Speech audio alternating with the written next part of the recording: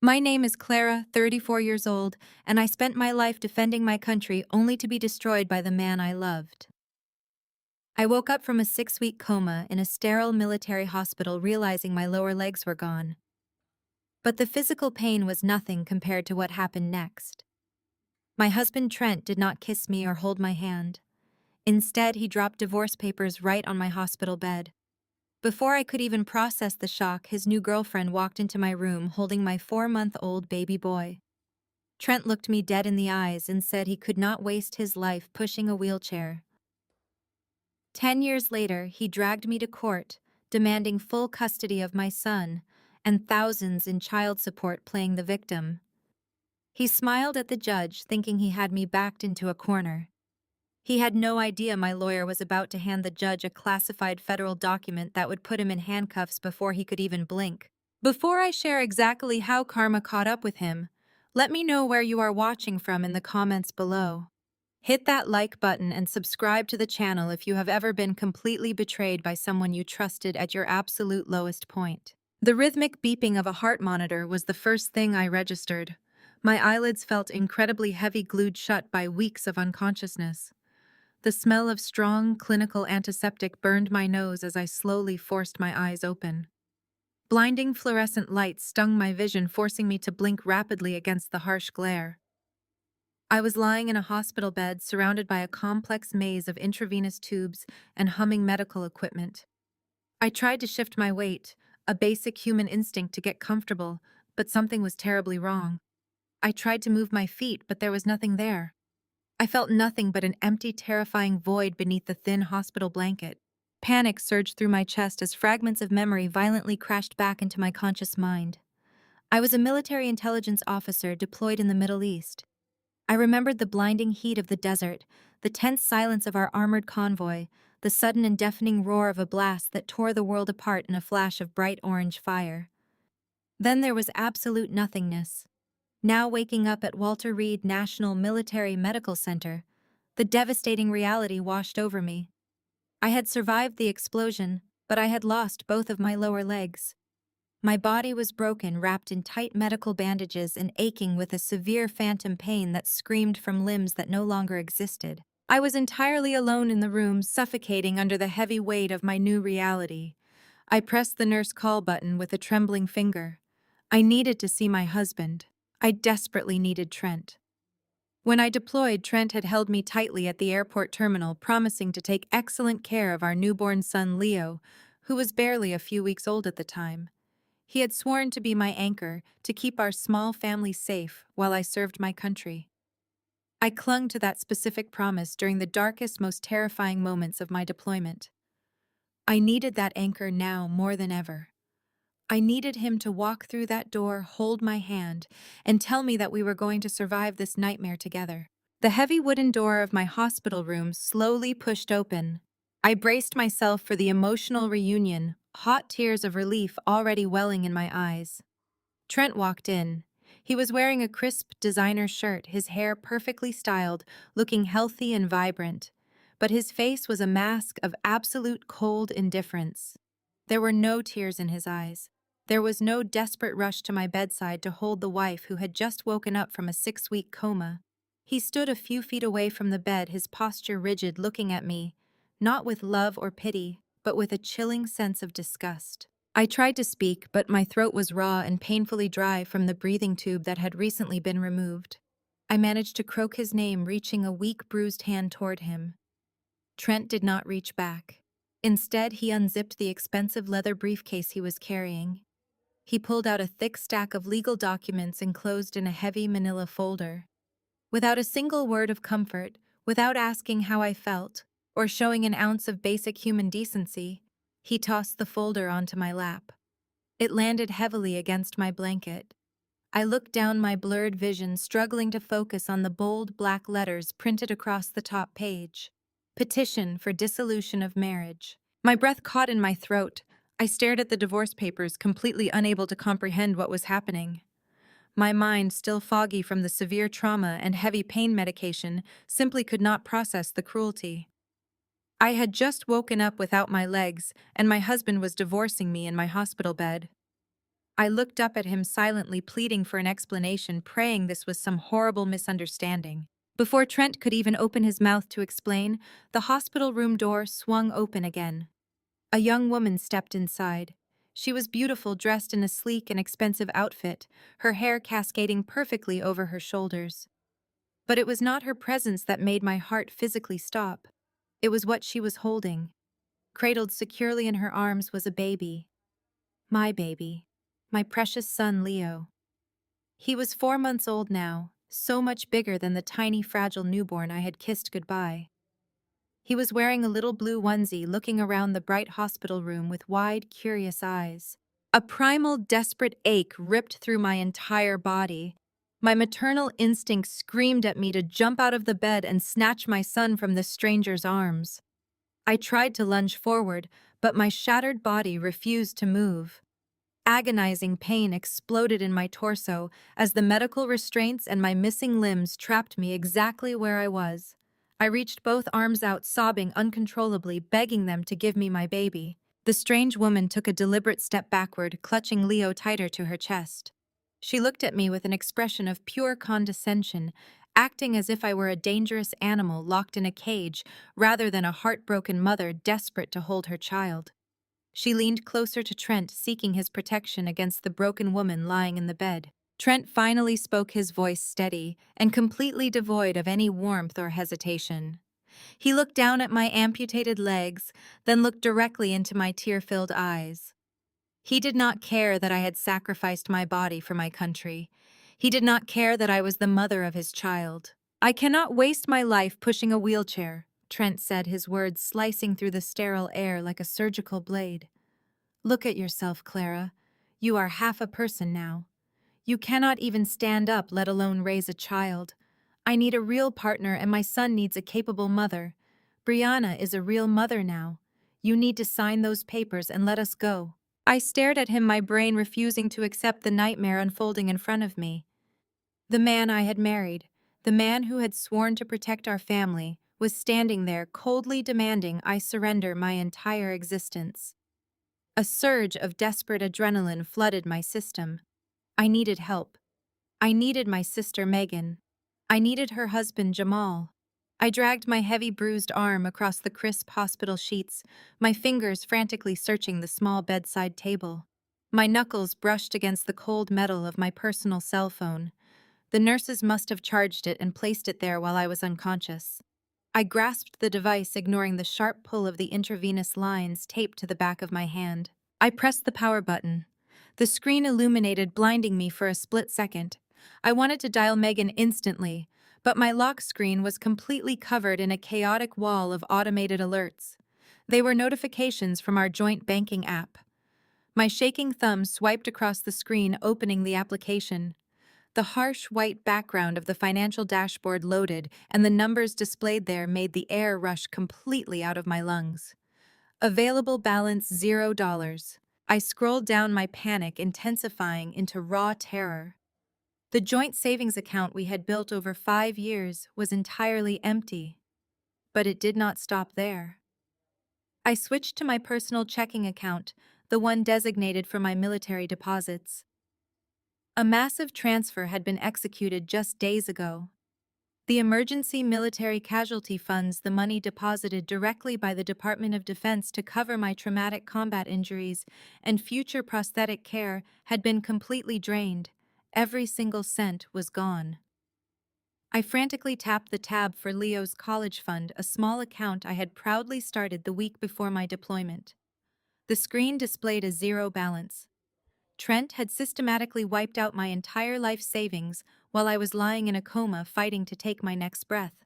"You took everything," I gasped, my voice barely a raspy whisper. "My casualty pay. Leo's money. You stole all of it." Trent did not even flinch. He adjusted the cuffs of his expensive tailored shirt, a shirt he had undoubtedly purchased using the blood money meant for my recovery. "I am simply managing the family assets, Clara," he said with an infuriatingly calm tone. "You are clearly not in a physical or mental state to handle complex financial matters." I transferred the funds to a secure account under my sole name for safekeeping. Leo and Brianna need a stable provider, and I cannot risk you making irrational choices due to your combat trauma. Before I could scream for a nurse or demand he return my son, the heavy wooden door of the hospital room swung open for a third time. A man in a cheap, ill-fitting gray suit walked in carrying a scuffed leather briefcase. He had a greasy, arrogant demeanor, his eyes immediately darting toward the flat, empty space on the bed where my lower legs used to be. He did not introduce himself with any basic courtesy. He simply walked to the foot of my bed, opened his briefcase on the rolling hospital tray, and pulled out a thick stack of legal documents. "This is Mr. Higgins," Trent announced. "He is my attorney. We are going to make this transition as efficient as possible." Higgins pulled a pen from his pocket and clicked it loudly. The sound echoed in the sterile room like a gunshot. Mrs. Harrison Higgins began, his voice dripping with forced sympathy that felt entirely predatory. "My client has drafted a comprehensive relinquishment of parental rights. It is in the best interest of everyone in this room that you sign these documents immediately." I gripped the edge of my hospital blanket, my knuckles turning white. "I will never sign away my son." I forced the words out, glaring directly at Trent. "I will fight you in every court in this country. I will tear you apart." Higgins chuckled, a dry, grating sound that made my skin crawl. "Fight us with what resources?" Mrs. Harrison Higgins asked rhetorically. "You have zero financial assets. You have no home, as my client has already terminated your residential lease. More importantly, let us look at the reality of your situation. You are a double amputee recovering from a massive explosive blast. You will require years of grueling physical therapy just to manage basic bodily functions." Higgins leaned closer, his foul coffee breath washing over my face. He pointed a stubby finger at my medical chart hanging at the foot of the bed. "We have already requested your preliminary psychiatric evaluations. You suffered severe combat trauma. You are going to be diagnosed with extreme post-traumatic stress disorder. If you force my client to take this to a family court judge, we will not hold back. We will drag your mutilated body and shattered mental state through a public, highly publicized trial. We will present you as a violent, unstable combat veteran who is entirely unfit to care for an infant. No judge in America will look at a woman who cannot even walk to the bathroom and grant her custody of a vulnerable 4-month-old child." Trent stepped up right beside the lawyer, crossing his arms over his chest. "And if you try to make this difficult, Clara, if you try to drag this out, I will ensure Leo goes straight into the state foster care system before I let you pull him down into your miserable, depressing existence. I will tell the authorities you are a danger to him. You know how the system treats broken veterans. Do not test me." The hospital walls began to spin. The intense, suffocating weight of extreme claustrophobia crashed down on my chest. The rhythmic beeping of my heart monitor accelerated into a frantic, high-pitched alarm, broadcasting my rising panic to the entire room. I was physically tied to a hospital bed by tubes and wires, heavily medicated and missing half of my body. The man I had loved and trusted was standing over me, using my sacrifice for my country as a weapon to steal my child and my entire livelihood. I had no money to hire a lawyer. I had no physical strength to fight back. I was completely trapped in a nightmare with no visible exit. The absolute helplessness peaked, wrapping around my throat like a tight physical grip. Trent stepped away from his lawyer and leaned over my bed, his shadow completely engulfing me. He snatched the heavy metal pen from Higgins and grabbed my right hand. His grip was brutal, squeezing my bruised knuckles as he tried to force the pen between my trembling fingers. The monitor beside my bed shrieked, a continuous frantic rhythm mirroring the absolute terror coursing through my veins. He pressed the tip of the pen against the signature line of the stark white paper. "Sign it, Clara," he ordered, his voice dropping to a vicious whisper. "Sign it right now, or I swear to God I will walk out of this room and you will never see your son again." I fought him with every ounce of strength left in my broken body. I thrashed my head back and forth, refusing to let my fingers close around the metal barrel. My breathing became ragged and shallow. The physical pain radiating from my amputated legs was blinding, but the agonizing thought of losing Leo gave me a surge of frantic, wild adrenaline. I managed to yank my wrist back, sending the pen clattering onto the hard linoleum floor. Before Trent could grab my arm again, The heavy hospital door did not just open, it violently smashed against the wall. "Get your hands off her!" a voice boomed with the force of a detonating shell. I turned my head and gasped in relief. Standing in the doorway was Jamal, my 38-year-old brother-in-law. Jamal was an imposing figure, a combat-decorated African-American ex-Marine who now worked as a highly successful independent investigator. His broad shoulders completely filled the doorframe. Right beside him was my older sister Megan, her eyes blazing with a fierce protective fury I had never seen before. Megan did not hesitate for a fraction of a second. She stormed directly past Trent and Higgins, marching straight toward Brianna. Brianna took a frightened step backward, clutching Leo, but Megan was relentless. She cornered the trembling woman against the medical supply cart. "Hand me my nephew," Megan commanded, her voice vibrating with absolute authority. "Hand him to me right this second, or I will personally drag you out of this hospital by your hair." Brianna looked at Trent with wide, panicked eyes, but Jamal had already moved. He crossed the room in two massive strides, placing his large frame directly between Trent and my hospital bed. Trent tried to puff out his chest, attempting to maintain his arrogant facade, but he was visibly shrinking under Jamal's intense, calculating glare. "You need to leave," Trent sneered, taking a step toward Jamal. "This is a private family matter. My wife and I are settling our legal affairs." Jamal did not budge a single inch. "You are not settling anything." Jamal countered, his voice a low, dangerous rumble. "You are attempting to extort a critically wounded active-duty service member inside a federal military facility. I know exactly what you are doing, Trent. I spent 15 years in the Marine Corps, and I know the Uniform Code of Military Justice better than I know my own name." Higgins, the sleazy lawyer, tried to intervene, raising his hands in a placating gesture. "Now let us all just calm down. We are simply executing standard custody and asset relinquishment protocols." Jamal snapped his gaze to the lawyer. "Shut your mouth.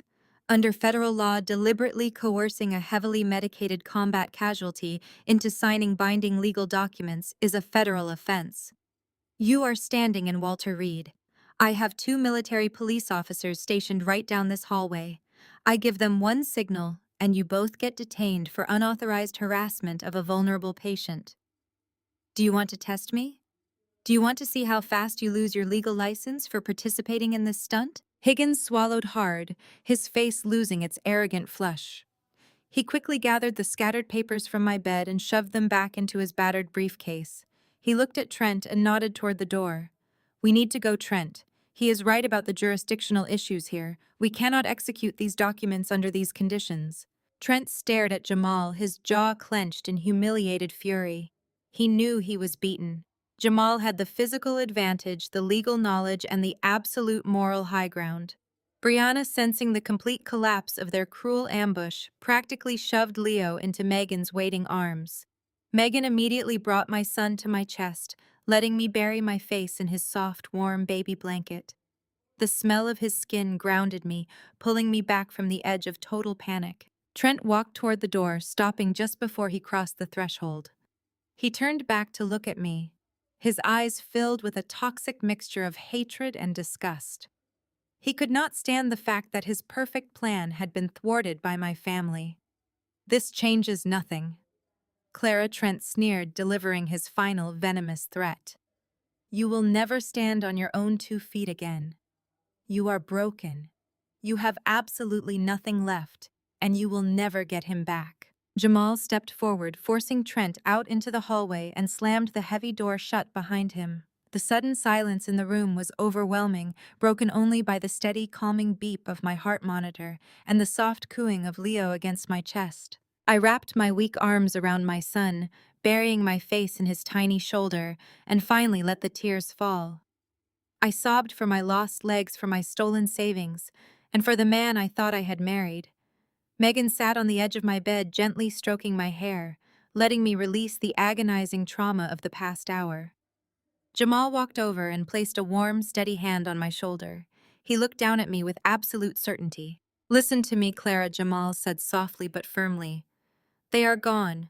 We are taking emergency guardianship of Leo right now. We are going to handle all the paperwork and we are going to keep him completely safe. You do not have to worry about Trent or that woman.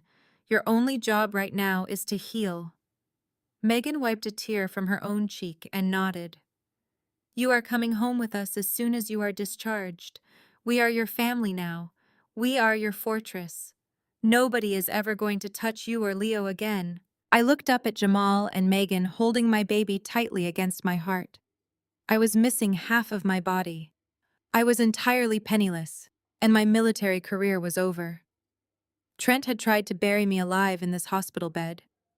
But as I looked at the fierce protection radiating from my sister and brother-in-law, a tiny, unbreakable spark ignited deep within my chest. Trent thought he had left me with nothing. He thought my missing legs meant I would never fight back. He had no idea that he had just awakened a different kind of soldier. I would rebuild my life, and I would make him pay for every single tear. The transition from the sterile hospital bed to the active rehabilitation center was a brutal awakening.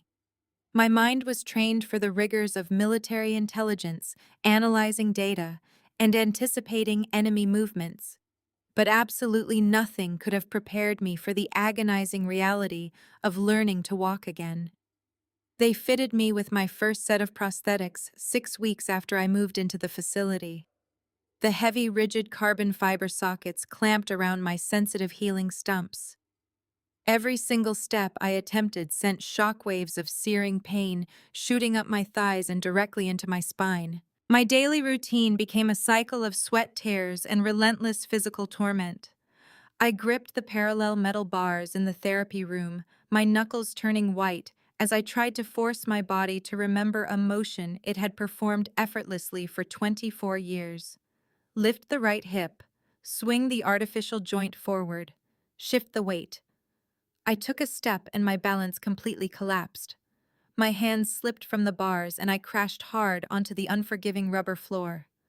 The loud smack of the metal prosthetic striking the ground echoed through the room. Instantly, the sound transported me back to the desert. The echo morphed into the deafening roar of the roadside bomb. The smell of clinical sanitizer was suddenly replaced by the choking scent of burning diesel and scorching sand. I could feel the intense blinding heat of the blast washing over my face, the high-pitched ringing in my ears drowning out everything else. I squeezed my eyes shut, gasping for air on the therapy floor, fighting to separate the memory of the explosion from the present reality. "Clara, breathe," my physical therapist urged, kneeling beside me. "You are safe. You are right here." I opened my eyes, chest heaving. I was safe, but I was shattered, and the emotional agony was infinitely worse than the physical trauma. Megan brought Leo to visit me every afternoon. He was growing so fast, his little features changing every week. One Tuesday, Megan set him down on a playmat near my wheelchair while she stepped out to take a phone call. Leo rolled onto his stomach, looked up at me, and began to cry. It was a sharp, distressed wail that pierced straight through my heart. He reached his tiny, chubby hands toward me, begging his mother to pick him up. I leaned forward in my wheelchair, my core muscles screaming in protest. The blast had severely damaged my abdominal wall, leaving me dangerously weak. I stretched my arms down toward my crying son, my fingertips just barely brushing the soft fabric of his shirt. I strained harder, ignoring the fiery pain ripping through my midsection. I lost my balance. My weakened body tipped forward and I tumbled out of the wheelchair, landing heavily on the floor right next to Leo. I was too weak to even pull myself up into a sitting position to cradle him. I could only lie there on the cold floor, wrapping one arm awkwardly around his small body, as we both cried. The intense frustration of wanting to be a capable mother, yet feeling entirely broken, was a heavy chain around my neck. Despite the relentless pain and the frequent falls, I refused to quit. I pushed myself harder every single day. I endured the raw blisters forming on my skin. I ignored the phantom pains that kept me awake all night. By my 3rd month in the rehabilitation center, I finally managed to walk completely unassisted down the length of the therapy corridor. Jamal and Megan stood at the finish line, cheering loudly, holding Leo up so he could see me. For the first time since the explosion, a genuine smile broke across my face. I was actually going to survive this. But Trent was not done trying to destroy me. The very next morning, I arrived at the physical therapy center ready to conquer the stairs. I was strapping on my prosthetics when the facility administrator walked into the room. Her face was pale, her expression tight with uncomfortable pity. She asked my therapist to step outside for a moment. She walked over and handed me a thick stack of printed papers. "Mrs. Harrison," she began, her voice hesitant, "I am incredibly sorry to tell you this, but we received an alert from the billing department this morning.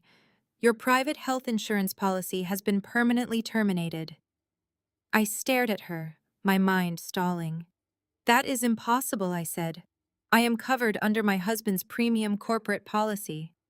We are legally separated, but family law dictates he must maintain coverage until the divorce is finalized." The administrator shook her head sadly. "He contacted the provider directly and removed you as a dependent effective immediately. Because the military is still processing your long-term disability status and your specialized prosthetics were billed to the private provider, you now have an outstanding balance." She pointed to the top page of the stack. I looked down at the bold black numbers. The bill for my custom prosthetics, the weeks of intensive inpatient care, and the daily therapy sessions totaled over $90,000. Without active insurance, the facility had no choice but to halt all of my treatments. I was abruptly and officially discharged from the rehabilitation program. The second betrayal hit me like a physical blow to the chest. Trent knew exactly what he was doing. He knew the bureaucratic red tape of the military medical system would take months to fully process my specialized civilian care approvals. He knew that by maliciously canceling the private insurance, he would immediately rip away the physical therapy I desperately needed to learn how to walk. He wanted to ensure I remained confined to a wheelchair buried under a mountain of crushing, insurmountable medical debt.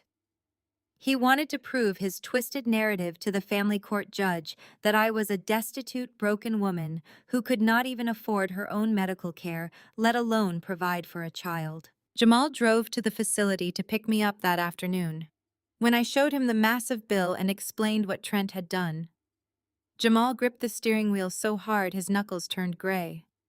He spent the next 48 hours making aggressive phone calls to legal aid and insurance regulators. He tried to fight the cancellation, citing the marital separation laws, but Trent had used a loophole involving his change of employment status to drop the family coverage entirely. I sat in Megan's guest bedroom, staring at the useless, expensive prosthetics leaning against the wall. The medical debt was a massive, suffocating anchor tied around my neck.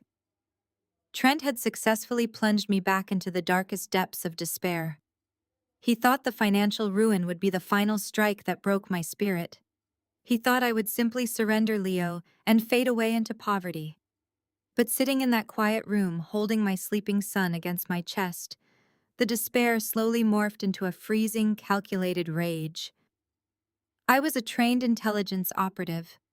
I knew how to analyze a target, identify their weaknesses, and dismantle them from the inside out. Trent had chosen to play a very dangerous game, and he was about to learn that I was playing for keeps. Megan and Jamal transformed their suburban home into a sanctuary for me and Leo. They cleared out their spacious first-floor guest room, replacing the standard bed with a specialized hospital mattress and installing reinforced grab bars in the adjoining bathroom. Moving in with them was a humbling experience, but it was my only option. I was stripped of my independence, forced to rely on my sister for basic daily tasks, while I continued my physical therapy, independently using makeshift weights and sheer willpower in their living room. Jamal became my absolute lifeline during those dark early days. He took over the role of a fiercely protective father figure for Leo, rocking him to sleep when the phantom pain in my missing legs left me too exhausted to move. But Jamal provided much more than just emotional support. He was a seasoned private investigator with a vast network of military and civilian contacts. He saw the systematic, calculated way Trent had ambushed me, and he made it his personal mission to tear down the walls my ex-husband was trying to hide behind. "I need to know his exact operational footprint," I told Jamal one evening as we sat at the kitchen table. "Trent is arrogant, but he is not stupid. He canceled my insurance through a sudden change in his employment status. He is hiding his assets to avoid court-mandated spousal and child support. I need you to find his paper trail." Jamal simply nodded, opening his encrypted laptop. "Leave it to me," he said. 2 weeks later, Jamal walked into my room and handed me a thick, detailed dossier. The contents were infuriating, though completely aligned with Trent's cowardly nature. Trent had abruptly resigned from his lucrative corporate investment position the very same week he dropped the divorce papers on my hospital bed. He had completely liquidated his known domestic bank accounts, packed up his leased luxury car, and fled the state entirely.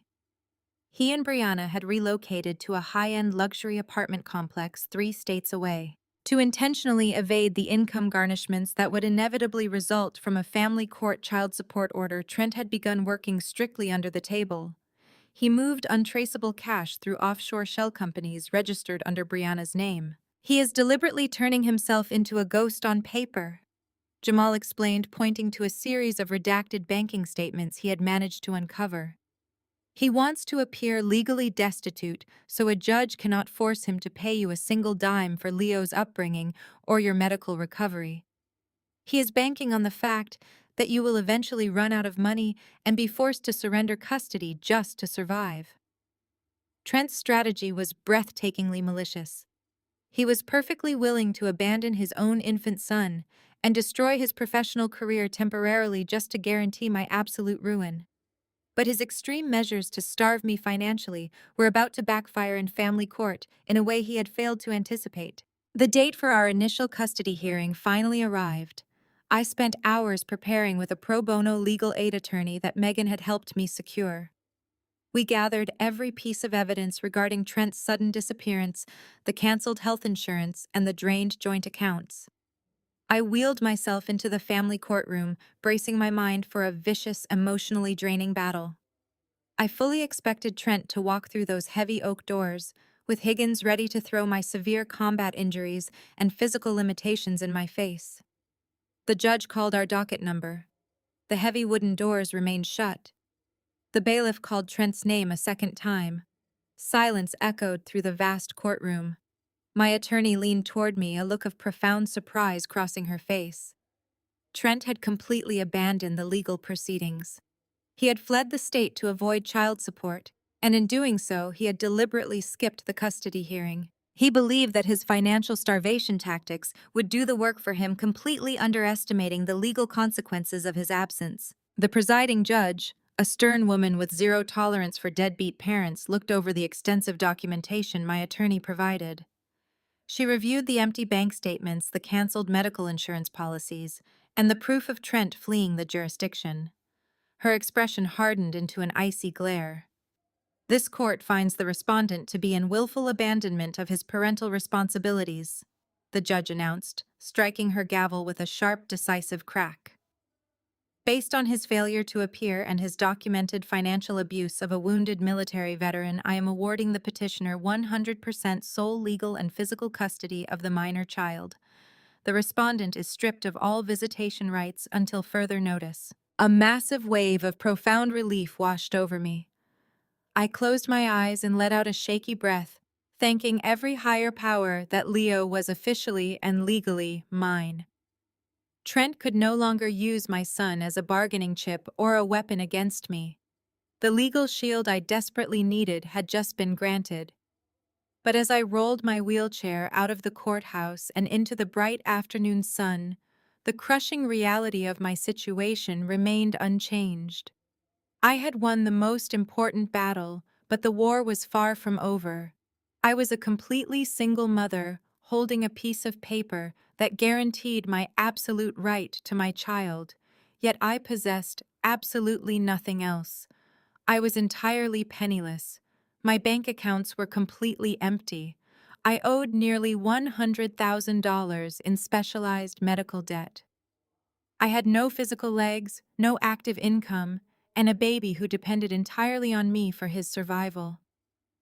The financial abyss Trent had pushed me into was vast and terrifying. I looked down at Leo, sleeping peacefully in his stroller, and knew that simply surviving would never be enough. I needed to build an empire. I needed to build an empire. The realization was not a fleeting moment of wishful thinking, but a cold, calculated military objective. Trent had stripped me of my physical mobility and my financial security, but he had completely forgotten the most dangerous weapon I possessed: my mind. Before the explosive blast in the desert, I was not just a soldier, I was a highly specialized military intelligence operative. My entire career was built on infiltrating secure networks, analyzing encrypted data streams, and constructing impenetrable digital fortresses for the Department of Defense. I knew the architecture of cyber warfare better than anyone. I understood how to protect corporate assets from foreign adversaries. In the digital realm, my missing legs were entirely irrelevant. My brain was a lethal instrument, and it was time to deploy it on my own behalf. I transformed Megan's first-floor guest room into my personal command center. Jamal used his connections to procure high-powered military-grade computer monitors and a heavily encrypted server rack. We set up a large desk right next to my hospital bed, allowing me to easily slide my wheelchair under the workstation. The physical pain of my healing stumps was still a constant screaming presence in my daily life. The heavy carbon fiber prosthetics mocked me from the corner of the room, a daily reminder of the grueling physical therapy I still had to endure. I channeled every ounce of that physical agony into an unstoppable focus. When the pain threatened to break me, I typed faster. When the memory of Trent's sneering face flashed in my mind, I coded harder. I refused to be a victim. I made a silent, unbreakable vow in the dark hours of the night, as I watched Leo sleep peacefully in his crib beside my desk. I would never let another human being dictate my worth, my power, or my ability to provide for my son. Trent had weaponized my disability to make me feel small. I would weaponize my intellect to become entirely untouchable. I started reaching out to private cybersecurity firms and elite defense contractors under a strict veil of corporate anonymity. I created a secure, untraceable consulting entity, ensuring my personal identity and physical condition remained completely hidden from the corporate world. My reputation in the intelligence community preceded me, even under my new corporate alias. Colleagues who knew my operational history began feeding me highly lucrative freelance contracts. I audited the digital infrastructure for massive financial institutions. I exposed critical security vulnerabilities for major tech corporations before malicious hackers could exploit them. I developed advanced encryption protocols that private companies eagerly purchased for hundreds of thousands of dollars. The money started flowing in slowly at first, and then in massive, overwhelming surges. My daily routine became an endless, punishing grind. I slept for maybe 3 hours a night. I spent my mornings on the floor of the living room enduring the excruciating physical therapy exercises required to master my prosthetics.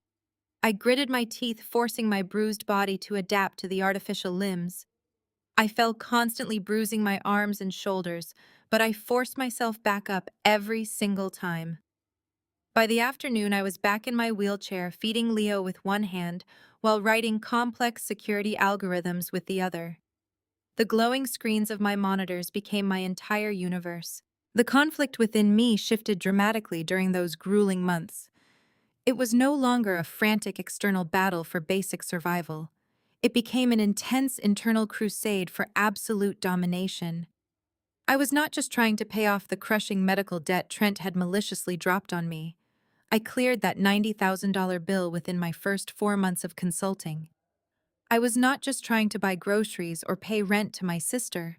I was building a massive fortified wall of wealth that would protect my son from ever experiencing the vulnerability I had endured. As my client list grew, my solo consulting operation evolved into a legitimate, formidable agency. I began hiring elite software engineers and security analysts, managing my entire workforce remotely. I demanded absolute perfection from my team, operating my business with the exact same ruthless efficiency and strategic precision I had learned in the military. I became a ghost in the corporate world, a faceless, powerful CEO known only for delivering flawless cybersecurity solutions. I intentionally kept my personal life completely erased from the internet. There were no photographs of me, no public profiles, and no interviews. Trent and Brianna were out there somewhere living their pathetic lives, believing I was rotting away in a state-funded nursing home. I let them believe that illusion. Silence was my greatest tactical advantage. Years began to pass in a blur of relentless work and physical recovery. The phantom pain in my missing legs gradually dulled to a manageable ache. The clumsy, agonizing steps I took in the rehabilitation center transformed into a smooth, confident stride. I upgraded my prosthetics to state-of-the-art titanium models designed for maximum mobility and endurance. I was walking, running, and carrying my growing son without any assistance. The broken, helpless woman Trent had abandoned in the hospital room was completely dead and buried. In her place stood a wealthy, hardened executive who trusted almost no one outside of Jamal, Megan, and Leo. My business revenue skyrocketed into the tens of millions. I quietly purchased a highly secure, modest-looking home in an upscale neighborhood. I drove a reliable, unremarkable car. I dressed in simple, elegant clothing that drew absolutely zero attention. I had no desire to flaunt my immense wealth or draw the public eye. My empire was built in the shadows, entirely invisible to anyone who did not know exactly where to look. I had successfully transformed my deepest trauma into an impenetrable fortress. I had won the internal war. I was finally at peace, focusing entirely on raising Leo and expanding my corporate reach. I thought Trent was a closed chapter, a pathetic coward I would never have to face again. I had completely underestimated his capacity for greed. 10 years passed in a steady, triumphant march of progress. I was now 34 years old, and the fragile, terrified woman trembling in a hospital bed felt like a completely different person from another lifetime. My morning routine no longer involved struggling on the floor in physical agony. Instead, I woke up before dawn, strapped on my customized state-of-the-art titanium prosthetics, and went for a brisk 3-mile run around my neighborhood. The artificial limbs were engineering marvels perfectly calibrated to my stride and seamlessly integrated with my body's mechanics. I walked, ran, and moved through the world with absolute confidence. The heavy, rigid carbon fiber sockets that used to cause me so much suffering were long gone, replaced by sleek, dynamic components that allowed me to move with the exact same strength and precision I possessed during my military days. I wore elegant, tailored pantsuits or casual athletic gear that completely concealed the prosthetics from the casual observer. Nobody looking at me walking down the street or browsing the aisles of a local grocery store would ever guess I had survived a devastating explosive blast in a combat zone. I had reclaimed my physical power entirely, refusing to let my injuries define my daily existence. My greatest achievement during that decade, however, was not my miraculous physical recovery or my growing financial empire. It was my son Leo. He was now 10 years old, a brilliant, compassionate, and fiercely observant boy. He had my dark hair and insatiable curiosity for how things worked, and a smile that could instantly melt the coldest heart. I had poured every ounce of my love and energy into raising him, ensuring he felt entirely safe, cherished, and unconditionally supported. As I walked into the kitchen after my morning run, Leo was already sitting at the granite island, focused intensely on building a complex robotic arm from a highly advanced engineering kit Jamal had bought him for his birthday. "Good morning, Mom," he said, looking up with a bright, energetic grin. I kissed the top of his head, overwhelmed by a profound sense of gratitude. Leo knew absolutely nothing about the agonizing trauma of his infancy. He did not know that his biological father had abandoned us in a hospital room, drained our life savings, or tried to starve us into submission. I had intentionally shielded him from the toxic poison of Trent's existence. In Leo's mind, our small, deeply connected family unit was completely perfect, exactly as it was.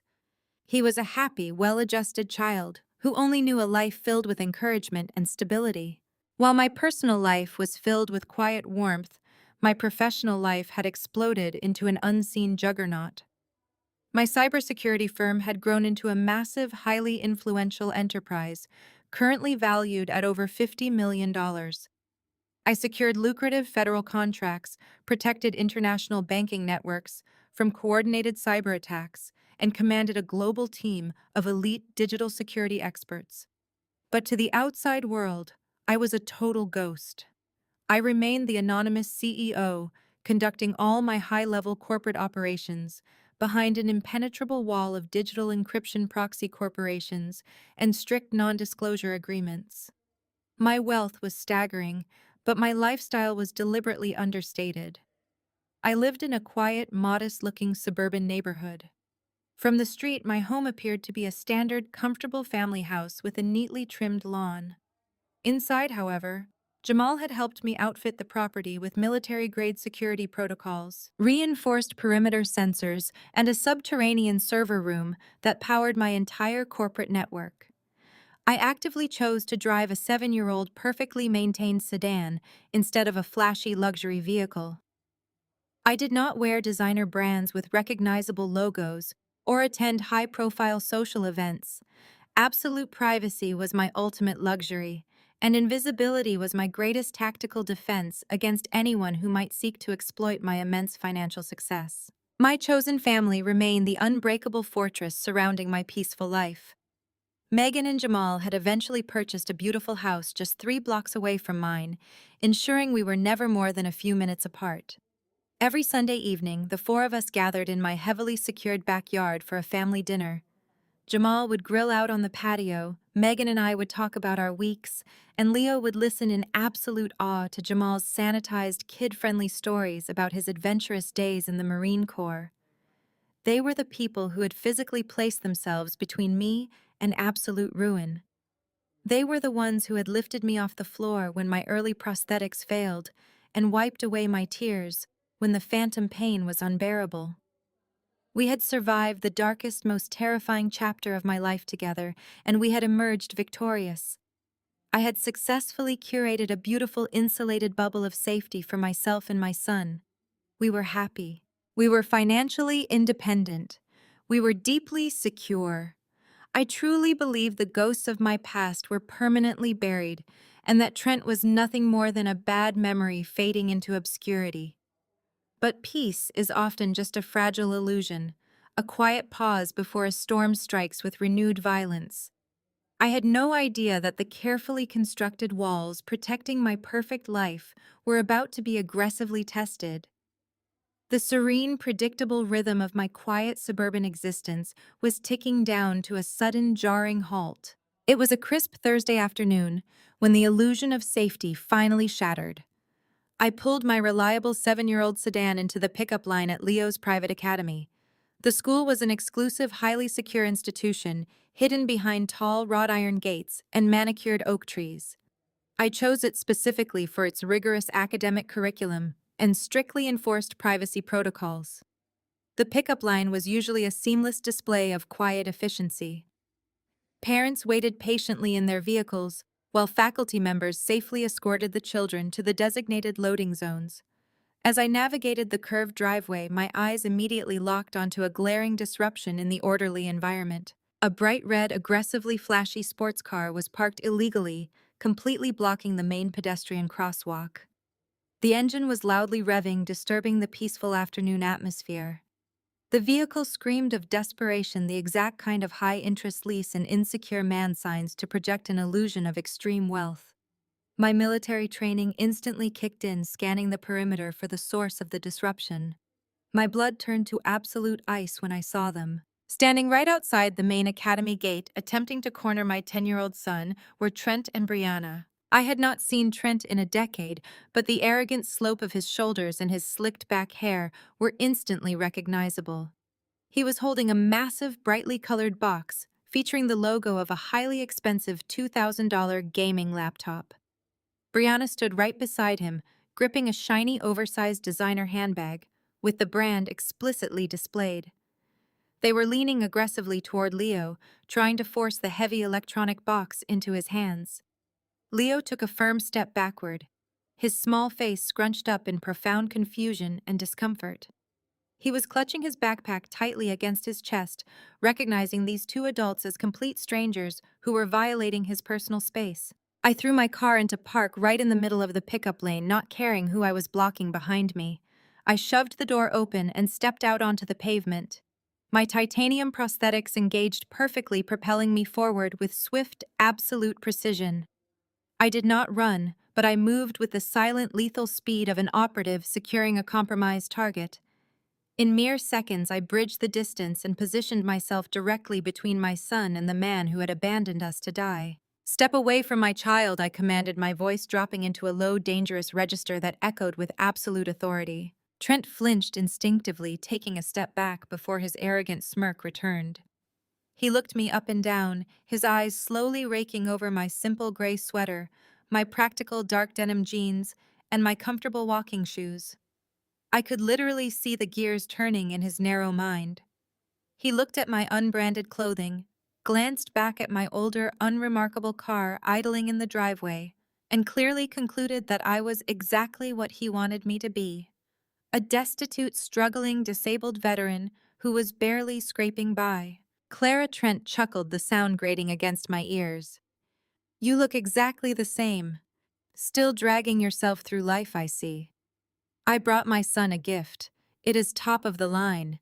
Something you clearly could never afford on whatever pathetic government assistance you are scraping by on." The smell of his cheap, overpowering cologne hit my nose, masking the scent of stress sweat. His suit, while attempting to mimic high-end tailoring, was visibly cheap. The fabric bunched awkwardly at his shoulders, and the stitching around the lapels was completely uneven. Brianna looked equally desperate, her overly styled hair and thick makeup failing to hide the anxious, calculating gleam in her eyes. They were a pathetic display of fake affluence, trying desperately to play the role of wealthy benefactors. I did not even glance at the ridiculous computer box he was trying to shove forward. I turned slightly, keeping my body angled as a physical shield between Trent and Leo. "Leo," I said smoothly, never breaking eye contact with Trent. "Walk to the car, lock the doors, and wait for me. Do not look back." Leo did not hesitate for a single fraction of a second. He trusted me implicitly. He adjusted his backpack and jogged straight to the sedan, sliding into the back seat and hitting the lock button with a loud, satisfying click. Trent let out a dramatic, condescending sigh. "There you go again, Clara. Always trying to control everything from your miserable little corner of the world. I am his father. I have a right to give my son a proper gift. I wanted to show him what a successful parent looks like." He gestured grandly to his leased sports car and smoothed the lapel of his imitation designer suit. "Brianna and I have built an incredible life. I am a top-tier investment broker now. I pull in massive commissions. I can give him the world. You are driving a garbage car and wearing clothes from a discount bin. You are depriving him of a real future just to punish me." Brianna chimed in, crossing her arms and looking down her nose at me. "We are just trying to help the boy, Clara. It must be so depressing for him living with a disabled mother who cannot even provide basic luxury. We want to take him on real vacations, buy him nice things, give him a proper home. You should be thanking us instead of acting so hostile and bitter." The sheer breathtaking audacity of their performance was almost comical. They were standing there lecturing the anonymous CEO of a $50 million cybersecurity firm about basic luxury. They were mocking the titanium prosthetics that made me faster and stronger than they could ever comprehend. I felt a cold, calculated smile tug at the corner of my mouth. I did not raise my voice. I did not justify my financial status or defend my parenting. I simply let the silence stretch, forcing them to squirm under my steady, unblinking gaze. "You abandoned a wounded woman and a 4-month-old infant in a military hospital." I stated, my voice as hard and cold as winter ice. "You drained my casualty funds to run away. You do not get to show up 10 years later with a piece of electronics and pretend to be a father. You have exactly 10 seconds to get back into your leased car and drive away before I alert the Academy security that 2 unidentified threats are harassing a student." Trent scoffed, trying to maintain his bravado, but I saw the slight tremor in his hands as he lowered the laptop box. He leaned in his face inches from mine, attempting intimidation. "You think you can just banish me?" "Clara." Trent sneered, his breath hot and foul. "I am not that scared coward from the hospital anymore. I have money now. I have power. You are just a broken amputee hiding in the suburbs. I am going to give my son the life he deserves whether you like it or not. Enjoy your pathetic little routine while it lasts. Things are about to change permanently. He turned around, shoving the heavy box into Brianna's arms. They marched back to their obnoxiously loud car, slamming the doors, before peeling out of the crosswalk with a screech of tires. I stood perfectly still on the pavement, watching the red sports car disappear down the road. Trent believed he had just delivered a terrifying threat. He thought he had ambushed me, caught me off guard, and asserted his dominance. He was entirely oblivious to the reality of the situation. He had not cornered a helpless victim.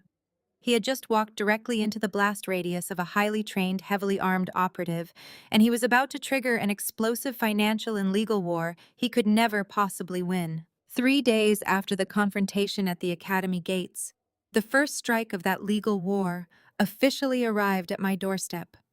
I was sitting at my kitchen island sipping black coffee and reviewing a highly encrypted security protocol for a federal client when the perimeter alarm on my property gently chimed. My security cameras displayed a man in a rumpled suit walking up my driveway, carrying a thick manila envelope. I knew exactly what it was before he even reached the front porch. I smoothly engaged my prosthetics, walked to the front door, and opened it before he could even press the doorbell. "Are you Clara Harrison?" the man asked, looking slightly taken aback by my swift appearance. "I am," I replied, my voice perfectly neutral. He thrust the heavy envelope toward my chest. "You have been served." He turned and practically sprinted back to his car, clearly eager to escape the intimidating atmosphere of my property. I closed the heavy reinforced door, walked back to the kitchen, and dropped the envelope onto the granite counter. I did not feel a shred of the paralyzing fear Trent was hoping to inflict. I felt the cold, sharp focus of a military operative opening an intercepted enemy dossier. I broke the seal and pulled out the thick stack of legal documents. The bold black header on the first page read, "Petition for modification of custody and support." Trent was not just testing the waters. He had launched a massive aggressive legal assault, suing for immediate full physical and legal custody of Leo. I flipped through the pages, my eyes scanning the dense legal jargon, rapidly extracting the core narrative Trent and his new attorney had fabricated. The sheer audacity of the claims was breathtaking. Trent had constructed an entirely fictional universe where he was the tragic, wronged hero.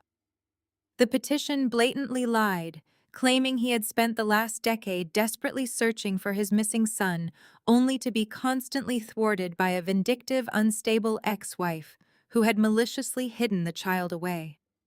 It completely ignored the fact that he had deliberately fled the state to avoid his financial responsibilities and had willfully abandoned all family court proceedings 10 years ago. But the most infuriating section was his vicious character assassination regarding my current living conditions and physical state. Trent formally stated to the court that I was a destitute, unstable amputee living in absolute squalor. He claimed that my severe combat injuries rendered me physically incapable of providing basic care for a growing 10-year-old boy. He alleged that my traumatic past made me a psychological danger to my son, painting a pathetic picture of a broken veteran rotting away in poverty, entirely dependent on meager government handouts. He aggressively contrasted this fabricated nightmare with his own supposed success. Trent described himself in the official court filings as a highly successful investment broker. He claimed to reside in a prestigious luxury community with his new wife Brianna, offering Leo a proper affluent family environment filled with boundless opportunities, private education, and endless financial security. He portrayed their household as the ultimate savior for a neglected child trapped in a life of misery. I read the words again, letting the sheer malice of his accusations wash over me. He was weaponizing the very injuries I had sustained while serving my country, attempting to use my missing legs as proof that I was an inadequate mother. He was relying on the darkest stereotypes of disabled veterans, betting that a family court judge would take one look at my medical history and automatically side with the seemingly wealthy, able-bodied father. Then I reached the final page of the petition, the financial demands, and a sharp, cynical laugh actually escaped my lips. Despite his grandiose claims of immense wealth and a booming investment career, Trent was legally demanding that I pay him $5,000 a month in child support. He argued that since he would be taking on the overwhelming burden of raising Leo full-time, he was entitled to a significant portion of my military disability pension and any other meager assets I might possess. He stated the money was strictly necessary to ensure Leo could maintain the affluent lifestyle he deserved while living under Trent's roof. I set the papers down on the kitchen island and leaned forward, resting my hands on the cool granite. My intelligence training immediately flagged a massive glaring contradiction in his legal strategy. Trent was aggressively posturing as a wealthy top-tier investment broker who could offer my son the world. Yet in the exact same legal document, he was desperately clawing for $5,000 a month from a woman he explicitly described as destitute and living in squalor. The math was completely fractured. A truly wealthy, successful investment broker does not desperately sue a supposed poverty-stricken amputee for child support. They do not need that money. The aggressive demand for my financial assets reeked of profound hidden desperation. Trent was not a successful businessman. He was a drowning man trying to pull me under to save himself.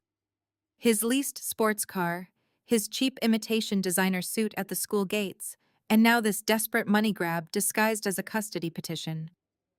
It all pointed to a massive financial facade. He was hiding something monumental. I did not panic. I did not break down in tears or frantically call my lawyer in a state of terror. Instead, I picked up my encrypted mobile device and dialed Jamal. My brother-in-law answered on the first ring, his deep voice carrying the professional edge of a seasoned investigator. Jamal. I said, my tone completely devoid of emotion. The legal strike just landed. Trent is suing for full custody and $5,000 a month in child support. He is claiming he is a highly successful broker and I am an unstable, destitute veteran. I heard Jamal let out a low, dangerous scoff on the other end of the line. He really stepped into the minefield this time. What is our first move, Clara? I need you to tear his life apart down to the studs, I ordered, my eyes locked on the fraudulent court summons. Dig into every single aspect of his current existence. I want his actual tax returns, his employment history, his credit score, and his real estate leases. Find out exactly where that red sports car came from. More importantly, find out why a man claiming to be rich is desperately trying to squeeze a disability pension out of his ex-wife. There is a hidden motive here, Jamal. He does not want Leo. He wants something else, and I need to know exactly what it is. Consider it done, Jamal replied, the fierce loyalty radiating through the phone. I will activate my federal contacts immediately. We are going to expose every single lie he has ever told. I ended the call and placed the phone down next to the legal papers. Trent thought he was setting the pace of this war. He thought his aggressive legal threats would intimidate me into quietly surrendering my son just to avoid a humiliating public trial. He was about to find out that the woman he abandoned in that hospital bed had spent the last 10 years building an impenetrable digital empire, and I was going to use every single resource at my disposal to absolutely crush him. Jamal did not waste a single second. While I maintained my highly secure perimeter and continued to manage my corporate cybersecurity operations, my brother-in-law transformed his home office into a digital war room. As a former Marine with deep ties to independent intelligence networks, Jamal possessed an unparalleled ability to track financial ghosts. Trent had spent 10 years working under the table, shifting cash through obscure shell companies registered to Brianna, believing he had successfully erased his financial footprint. But Jamal knew that true invisibility is a myth. Every single person leaves a trail, especially greedy men who desperately try to project wealth they do not actually possess. Within 48 hours, Jamal had completely dismantled the illusion Trent had paraded at the school gates. He bypassed the superficial layers of Trent's life and dug directly into the raw data. The bright red sports car Trent had driven was a short-term, high-interest lease that was currently 2 months past due. The dealership had already initiated the early stages of a repossession order.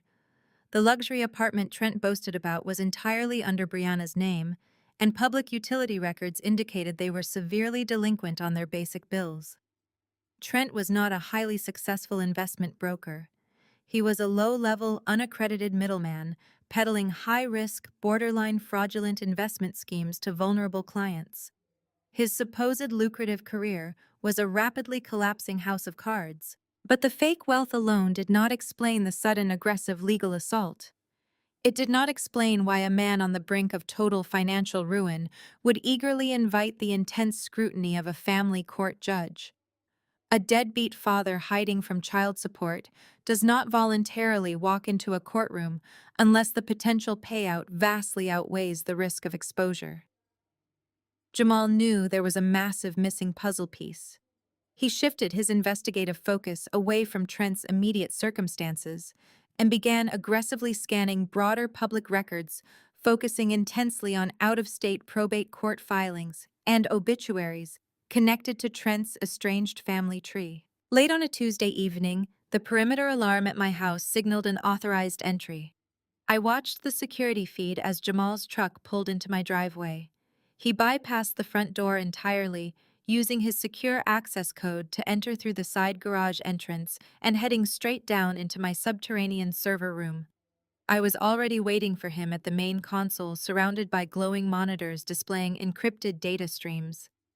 Jamal walked into the room, his jaw clenched tight, holding a thick, securely bound dossier. The look in his eyes was a mixture of profound disgust and intense, triumphant clarity. "You were absolutely right, Clara," Jamal announced, tossing the heavy folder onto the metal desk right in front of me. "This has absolutely nothing to do with him suddenly wanting to be a father. Trent does not care about Leo at all. Your son is nothing but a lottery ticket to him." I opened the dossier, my eyes rapidly scanning the highlighted legal documents inside. "What did you find, Jamal?" Jamal leaned against the server rack, crossing his massive arms over his chest. "Trent's father passed away unexpectedly 4 weeks ago. We both knew Trent despised his father. They had been completely estranged for over a decade. Trent always resented the old man for refusing to fund his reckless lifestyle. But his father was incredibly wealthy, a self-made real estate mogul who amassed a massive fortune and absolutely loathed his son's pathetic lack of ambition." I kept reading, flipping to a copy of a heavily notarized last will and testament. I stared at the precise legal phrasing, the puzzle pieces suddenly snapping together with sickening perfection. The old man knew exactly what kind of degenerate his son was. Jamal explained, pointing to a specific highlighted paragraph on the second page. He knew Trent would blow through a standard inheritance in a matter of months, so he locked the vast majority of his estate in heavily restricted corporate trusts. But he left one specific, highly conditional provision. He established a massive $5 million trust fund. That money is designated solely for Trent, but the stipulations are incredibly rigid and utterly non-negotiable. I read the highlighted text aloud, my voice dropping to a harsh, icy whisper. "The beneficiary, Trent, shall only receive access to the $5 million trust fund upon providing absolute legal proof of sole physical and legal custody of his biological child.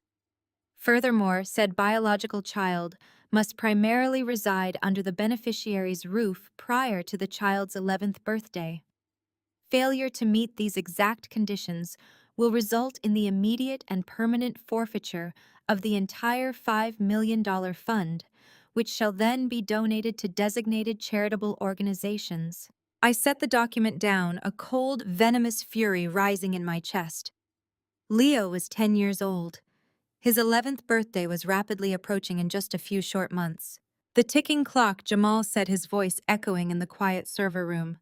"That is why Trent suddenly showed up at the school gates with expensive gifts. That is why he filed an emergency custody petition demanding immediate physical placement. He is staring down the barrel of a $5 million payday, and the deadline is breathing down his neck. If he does not physically rip Leo out of your house and get a judge to sign an order granting him sole custody before that birthday, he loses the entire fortune forever." The sheer breathtaking depravity of the situation was almost difficult to process. Trent had abandoned us in a military hospital when Leo was just a helpless infant. He had stolen my combat casualty funds and left me penniless in a wheelchair, perfectly content to let us starve. He had spent 10 years living as a ghost, aggressively dodging every single parental responsibility. Now, solely because a $5 million inheritance demanded it, he was attempting to swoop in, play the tragic victim in family court, and rip a 10-year-old boy away from the only safe, loving home he had ever known. He was going to use my combat injuries as leverage to steal my son, just so he could cash a massive check and fund his pathetic, fraudulent lifestyle. He is claiming you are a destitute, unstable amputee because he needs the court to believe it is an emergency, Jamal added. His eyes narrowed with protective rage. He needs the judge to think Leo is in immediate danger, so they will expedite the custody transfer before the birthday deadline expires. He is banking on the court rubber stamping his request without looking too closely at his own financial garbage. I stared at the glowing monitors, the cold, calculated operative inside me completely taking over. Trent had laid a trap, assuming I was still the broken, helpless woman he had abandoned. He believed his fabricated narrative would easily crush me in a courtroom. He had absolutely no idea that he was walking blindfolded into a highly orchestrated digital and legal slaughterhouse. Print everything I ordered, my voice steady and completely devoid of fear. Print the lease defaults, the shell company banking records, the eviction notices, and every single page of this probate filing. Put it all in a secure briefcase. Jamal nodded, already moving toward the high-speed, secure printers. What is our next move? I engaged my titanium prosthetic standing up from the console with absolute unwavering balance. I looked at the undeniable proof of Trent's malicious greed, feeling a dark, triumphant smile form on my face. We are going to war, I stated firmly. Call Donovan. It is time to bring my attorney into the loop. Trent wants to play a high-stakes legal game for $5 million. We are going to let him step right into the courtroom, and then we are going to lock the doors and completely annihilate him. The following morning, the heavy glass doors of Donovan and Associates slid open.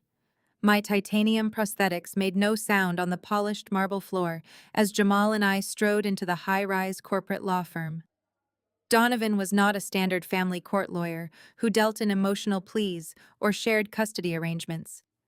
He was a ruthless 50-year-old corporate litigator, a legal shark who had spent decades dismantling billion-dollar monopolies and destroying hostile takeovers.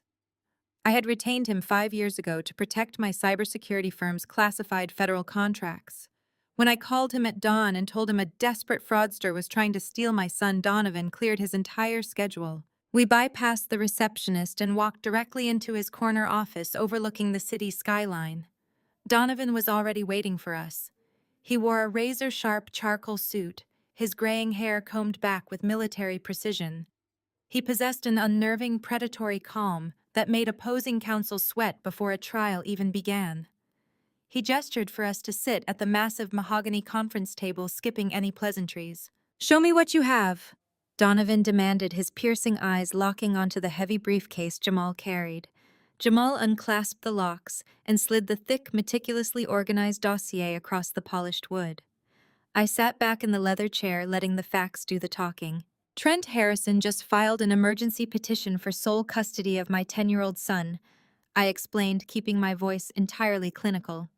He is claiming I am a destitute, unstable amputee living in severe poverty. He is formally demanding $5,000 a month in child support, stating he is a highly successful investment broker who can provide a superior environment. Donovan flipped open the court summons, his eyes rapidly scanning Trent's ridiculous allegations. A brief, icy smirk crossed his face. "And I assume, based on the fact that you generated $50 million in corporate revenue last quarter, that his assessment of your financial situation is slightly inaccurate." "Entirely inaccurate," I replied smoothly. "But his financial situation is exactly what he is projecting onto me." Jamal, walk him through the data. Jamal leaned forward, tapping the top of the dossier. Trent is completely broke. His sports car is in the early stages of repossession. He has zero registered income. His luxury apartment is leased under his girlfriend's name, and they are facing imminent utility shutoffs. He fled this jurisdiction 10 years ago to evade child support, working exclusively under the table to hide his cash. Donovan paused, tracing his jawline with his index finger. So why surface now? A man hiding from the system does not actively invite a judge to audit his life unless he is desperate for a massive payout. He is hunting for $5 million, I stated flatly. I slid the copy of his deceased father's probate filings across the table. His father died last month. Trent only inherits the estate if he can legally prove he has sole physical custody of Leo before Leo turns 11. The deadline is racing toward him. He is using my combat injuries as leverage to expedite a fraudulent custody transfer so he can cash that check. Donovan picked up his probate documents. He read the rigid stipulations in absolute silence. The office was so quiet I could hear the faint hum of the city traffic far below. When Donovan finally looked up, his eyes were practically gleaming with predatory satisfaction. He slowly closed the folder and folded his hands together. This is an extraordinarily dangerous game he is playing. Donovan mused, a dark satisfaction lacing his words. Trent has handed us the rope, the trapdoor, and the lever. The only question now is how high we want him to swing before we drop him. If we submit your corporate tax returns and Jamal's financial investigation to the family court today. Donovan continued pacing slowly behind his desk. The judge will immediately dismiss Trent's petition. The custody threat will vanish by Friday. I shook my head, my prosthetic legs firmly planted on the ground. A simple dismissal is not enough. If we just dismiss the case, he slithers back into the shadows. He avoids accountability. I want him permanently dismantled. I want to make absolutely sure he can never come near my son again. Donovan stopped pacing and turned to face me, his shark-like grin returning. Then we do not stop the petition. We do not submit a single piece of defensive evidence right now. We do not reveal your wealth, your company, or the fact that we know about his $5 million motive. We give him exactly enough rope to hang himself. Jamal crossed his arms, catching onto the strategy. You want him to commit perjury. I want him to build a massive, undeniable mountain of perjury, Donovan corrected, returning to the table. In family court, lying on financial disclosure forms is a severe offense. Lying under oath on a witness stand to fraudulently obtain a child for financial gain is a guaranteed prison sentence. If Trent wants to claim you are a broke, helpless invalid, we will let him swear to that on a Bible in front of a sitting judge. We will let his new wife take the stand and lie about her affluent lifestyle. We will let their lawyer submit fraudulent bank statements into the official court record. Donovan leaned closer, locking eyes with me. But to execute this trap perfectly, Clara, you have to play the part he expects you to play. During the pre-trial mediations and the initial hearings, you must be absolutely silent. You must appear intimidated. Wear your cheapest clothes. Do not drive your own car to the courthouse. Let him mock your disability. Let him think you are terrified of losing. Total compliance, absolute silence right up until the courtroom doors lock behind him. I felt a chilling wave of adrenaline course through my system. The strategy was flawless. My military training had taught me that deception was often the sharpest weapon in any conflict. Trent thrived on bullying those he perceived as weak. If I challenged him too early, he would realize I had resources and instantly retreat. But if I played the broken victim, his unyielding arrogance would compel him to lie spectacularly on the public record. I spent months dragging myself across a rehabilitation floor while he spent my money. I said, my voice dangerously calm. I can endure a few hours of him mocking me in a mediation room. Excellent, Donovan said, snapping the dossier shut. We will allow the emergency custody hearing to proceed. We will force a full evidentiary trial. Trent will eagerly walk into that courtroom expecting a slaughter. He just will not realize he is the one bleeding. Jamal stood up, grabbing his coat. I will keep monitoring his movements and intercept any fabricated evidence his lawyer tries to build. We lock him in. I stood up right beside Jamal, my balance perfect, my resolve unbreakable. The trap was set. Trent had spent 10 years thinking he got away with leaving me for dead. Now he was walking straight into an ambush designed by the very intelligence operative he had abandoned. Let him talk, I told Donovan. Let him dig his own grave. I am ready. 2 weeks later, the day of the court-mandated pre-trial mediation arrived. I followed Donovan's precise instructions to the letter. I left my tailored suits and customized titanium prosthetics locked inside my secure closet at home. Instead, I pulled on a faded, oversized gray sweater and baggy sweatpants that dragged slightly on the floor. I did not apply a single drop of makeup. I pulled my dark hair back into a messy knot. I looked exactly like the exhausted, defeated, and utterly broken woman Trent desperately needed me to be. Jamal drove me to the downtown courthouse in a battered, rust-spotted sedan. We left my secure property behind and navigated the city streets in silence. At the legal annex, I sat in a standard heavy hospital-grade wheelchair. Jamal pushed me up the accessibility ramp, his face an unreadable mask of absolute stoicism. My heart beat with a steady military rhythm. I was entering enemy territory heavily camouflaged and entirely lethal.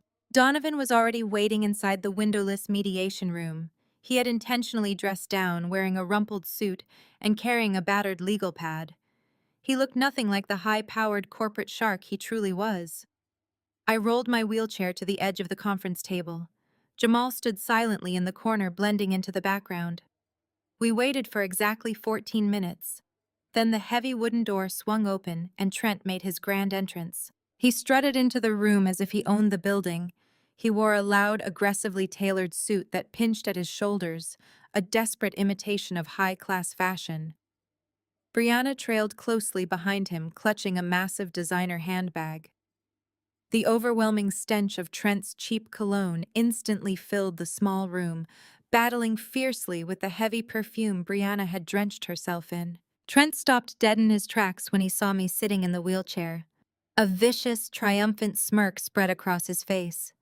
His eyes raked over my baggy sweatpants, noting the flat space where my lower legs used to be. He practically vibrated with immense satisfaction. He had absolutely no idea that under the oversized fabric, my core muscles were coiled like steel wire. The court-appointed mediator, a tired-looking man with a thick stack of files, entered behind them and took his seat. He explained the rules of mediation, stating the goal was to reach an amicable custody agreement without a full trial. "There is nothing to negotiate here," Trent announced, leaning heavily onto the conference table and directing his arrogant gaze straight at me. "I am here to offer Clara a way out. I am offering her a chance to surrender with whatever tiny shred of dignity she has left." Donovan slumped slightly in his chair, playing the role of a defeated public defender perfectly. "What exactly are you offering?" Trent Donovan asked, keeping his voice intentionally meek. Trent puffed out his chest. "I am offering to drop the demand for $5,000 a month in child support. I know she cannot afford it. Look at her.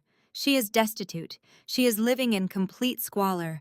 I am willing to completely waive her financial obligations if she signs over full, immediate physical and legal custody of Leo today." Brianna placed a manicured hand over Trent's wrist, nodding with fake sympathy. "We are just trying to do what is best for the boy Clara. Leo needs a proper affluent family environment. Trent and I can provide him with everything he could ever dream of. Private tutors, luxury vacations, a massive home. It must be exhausting for you trying to raise a growing boy when you cannot even stand up to cook him a proper meal." I kept my face entirely blank. I did not blink. I did not show a single ounce of emotion. I simply stared at them, letting the silence stretch out and make them uncomfortable. My absolute lack of response seemed to agitate Trent. He wanted me to cry. He wanted me to beg. "Do not look at me like that." Clara Trent snapped, his fake composure cracking slightly. "I am trying to save you from a brutal public humiliation.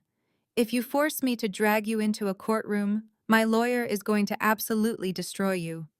We are going to submit your psychiatric evaluations. We are going to tell the judge how your severe combat trauma makes you unstable and dangerous. We are going to prove your house is an unsafe, depressing environment for a child."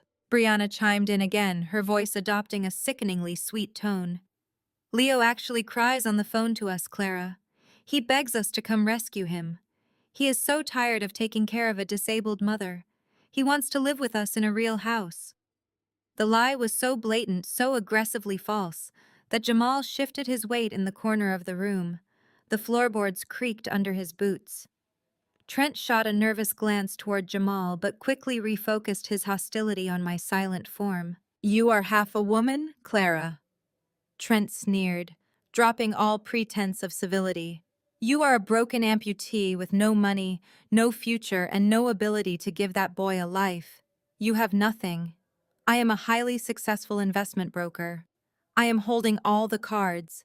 Hand over my son right now, or I will ensure the judge rips him away from you and leaves you with nothing but your massive medical debt." "Mr. Harrison, please keep your comments productive," the mediator warned gently. I did not break eye contact with Trent. I let his cruel, pathetic insults wash over me like water off a titanium shield. Every single lie he told, every false claim of wealth, every arrogant threat was another nail he was driving directly into his own coffin. I remained entirely silent, my face an impenetrable mask of cold compliance. Donovan slowly closed his battered legal pad and sighed heavily, acting as if we had been completely cornered. "My client will not be signing any surrender documents today," Donovan said quietly. "We will see you at the trial." Trent let out a loud, mocking laugh. He stood up, adjusting his cheap suit jacket. "You are making the biggest mistake of your pathetic life, Clara. I am going to bury you." Trent and Brianna marched out of the mediation room, practically glowing with the thrill of their perceived victory. They genuinely believed they had broken me. They believed the trial would be a swift, effortless slaughter. As the heavy wooden door clicked shut behind them, Donovan looked at me. His meek posture instantly vanished, replaced by the lethal, calculating stance of a corporate assassin. Jamal stepped forward, his eyes burning with intense anticipation. "He took the bait," Donovan said, a dark smile spreading across his face. "He is going to repeat every single one of those lies under oath in front of the judge." I looked down at my baggy sweatpants, hiding the advanced prosthetics that made me faster and stronger than Trent could ever dream. I gripped the wheels of the standard hospital chair and turned myself toward the exit. "Let him build his mountain," I replied, my voice a quiet, deadly promise. "We lock the doors next week." The heavy oak doors of the family courtroom swung shut with a definitive echoing thud. The bailiff turned the brass lock, securing the room. We were sealed inside. I sat in my standard hospital wheelchair at the defendant's table, wearing the same baggy gray sweater and faded sweatpants I had worn to the mediation. My hair was pulled back loosely, framing a face deliberately devoid of makeup. Beside me, Donovan slouched in his chair, tapping a cheap plastic pen against his legal pad. He looked entirely uninterested, the perfect picture of an overwhelmed, underpaid attorney. In the public gallery directly behind me, Megan and Jamal sat in rigid silence. Jamal's jaw was clenched tight enough to crack stone, his ex-Marine discipline being the only thing keeping him from vaulting over the wooden railing. Across the aisle, Trent and Brianna practically glowed under the harsh fluorescent lights. Trent wore a different suit today, one attempting to look bespoke, paired with a flashy gold watch that I knew from Jamal's investigation was a cheap counterfeit. Brianna sat directly behind him, dabbing at her perfectly dry eyes with a lace handkerchief, already playing the role of the heartbroken, concerned stepmother. The presiding judge, a stern, sharp-eyed woman named Judge Albright, took her seat at the high bench. She adjusted her glasses and stared down at the massive pile of fabricated documents Trent's attorney Higgins had submitted to the court clerk earlier that morning. "Mr. Higgins," Judge Albright began, her voice cutting through the silent room, "you filed an emergency petition for a total transfer of physical and legal custody. The burden of proof is entirely on your client to demonstrate that the current environment is a severe and immediate danger to the minor child. You may proceed." Higgins stood up, smoothing his greasy tie, and launched into a brutal, highly orchestrated character assassination.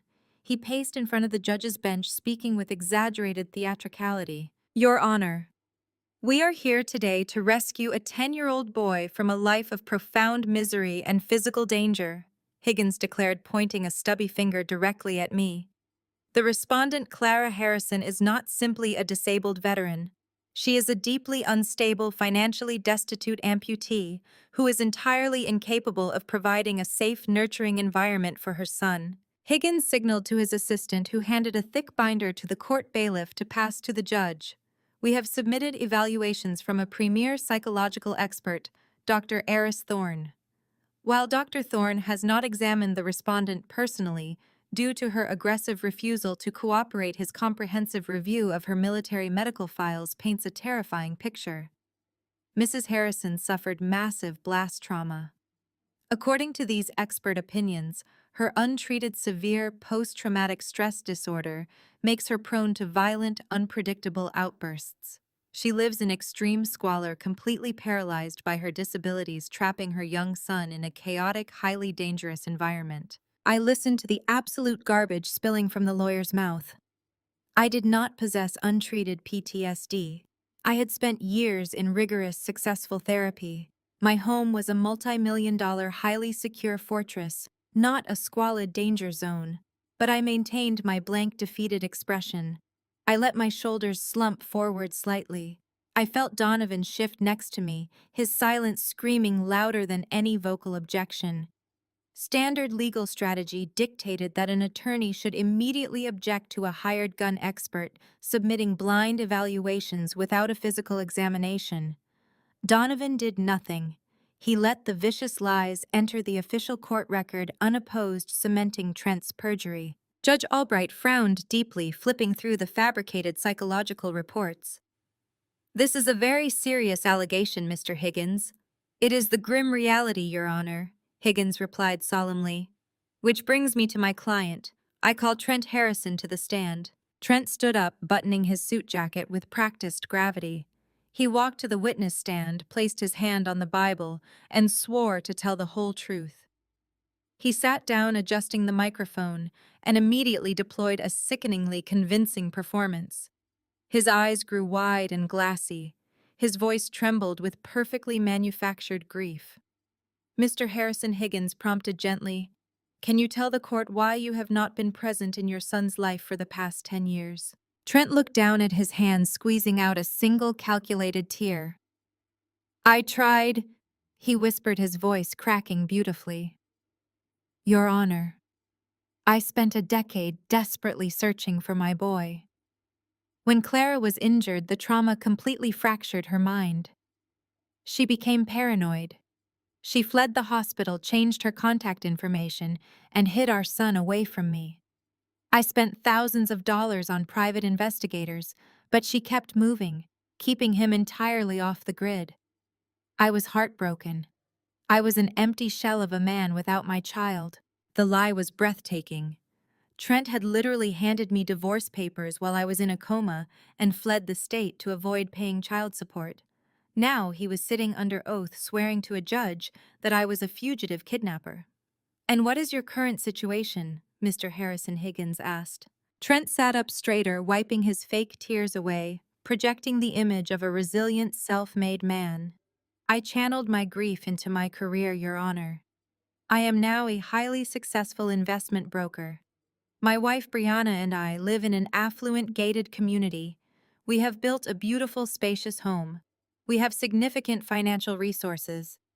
I can give Leo everything he has ever been denied: private schools, elite sports programs, a stable, wealthy two-parent household." Trent turned his head, looking directly at me with an expression of profound, fake pity. "I know Clara served her country, and I pity her severe physical limitations. But she is trapping my son in absolute poverty. She cannot even stand up to cook him a hot meal. She relies entirely on meager government handouts to survive. Leo is suffering, living in squalor, acting as a full-time caretaker for a mother who is mentally broken. I am begging the court to let me rescue my son and give him the affluent, proper family environment he so desperately deserves." Trent paused, letting a heavy, dramatic silence fill the courtroom. He had just committed multiple counts of egregious perjury. He had lied about his income, lied about his massive debts, lied about his housing, and lied about searching for Leo. Every word was a desperate gamble to secure his $5 million inheritance before his son turned 11. Judge Albright looked at Trent with visible sympathy, completely taken in by his tearful, wealthy savior routine. She turned her stern gaze toward my table. "Mr. Donovan, the judge," said, her tone carrying a sharp edge, "do you have any cross-examination for this witness?" Donovan did not stand up immediately. He let the silence stretch for 5 agonizing seconds.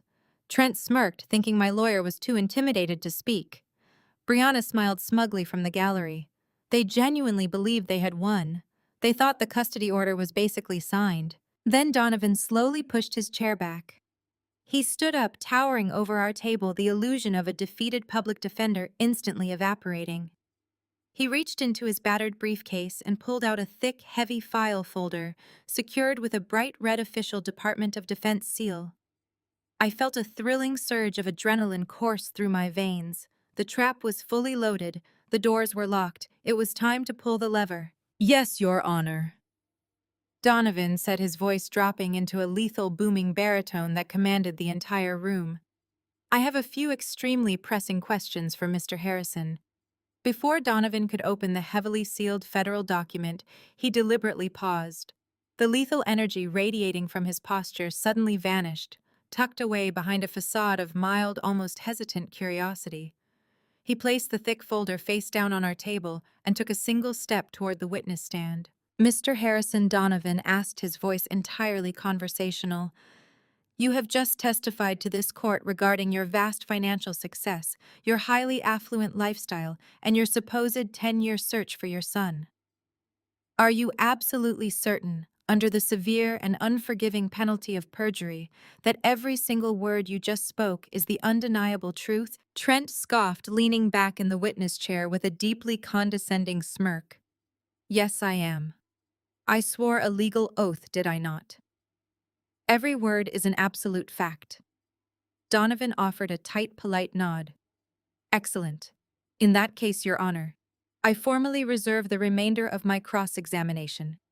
I believe it is vital the court hears the full extent of the petitioner's claims before we proceed to any defensive evidence." Higgins eagerly jumped up from his seat, clearly mistaking Donovan's brilliant strategic retreat for sheer legal incompetence.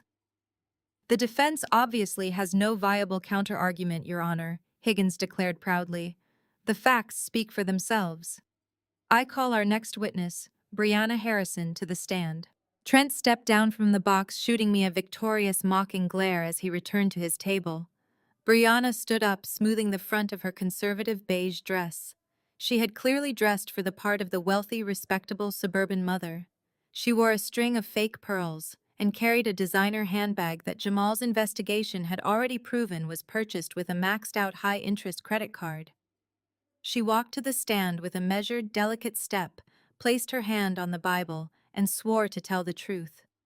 She sat down, folding her hands neatly in her lap, and looked at the judge with wide, heavily mascaraed eyes. "Mrs. Harrison," Higgins began, his voice dripping with orchestrated sympathy, "can you describe to the court the nature of your relationship with your stepson, Leo?" Brianna let out a shuddering breath, her face twisting into a mask of profound manufactured sorrow. "It breaks my heart to even talk about it, Your Honor.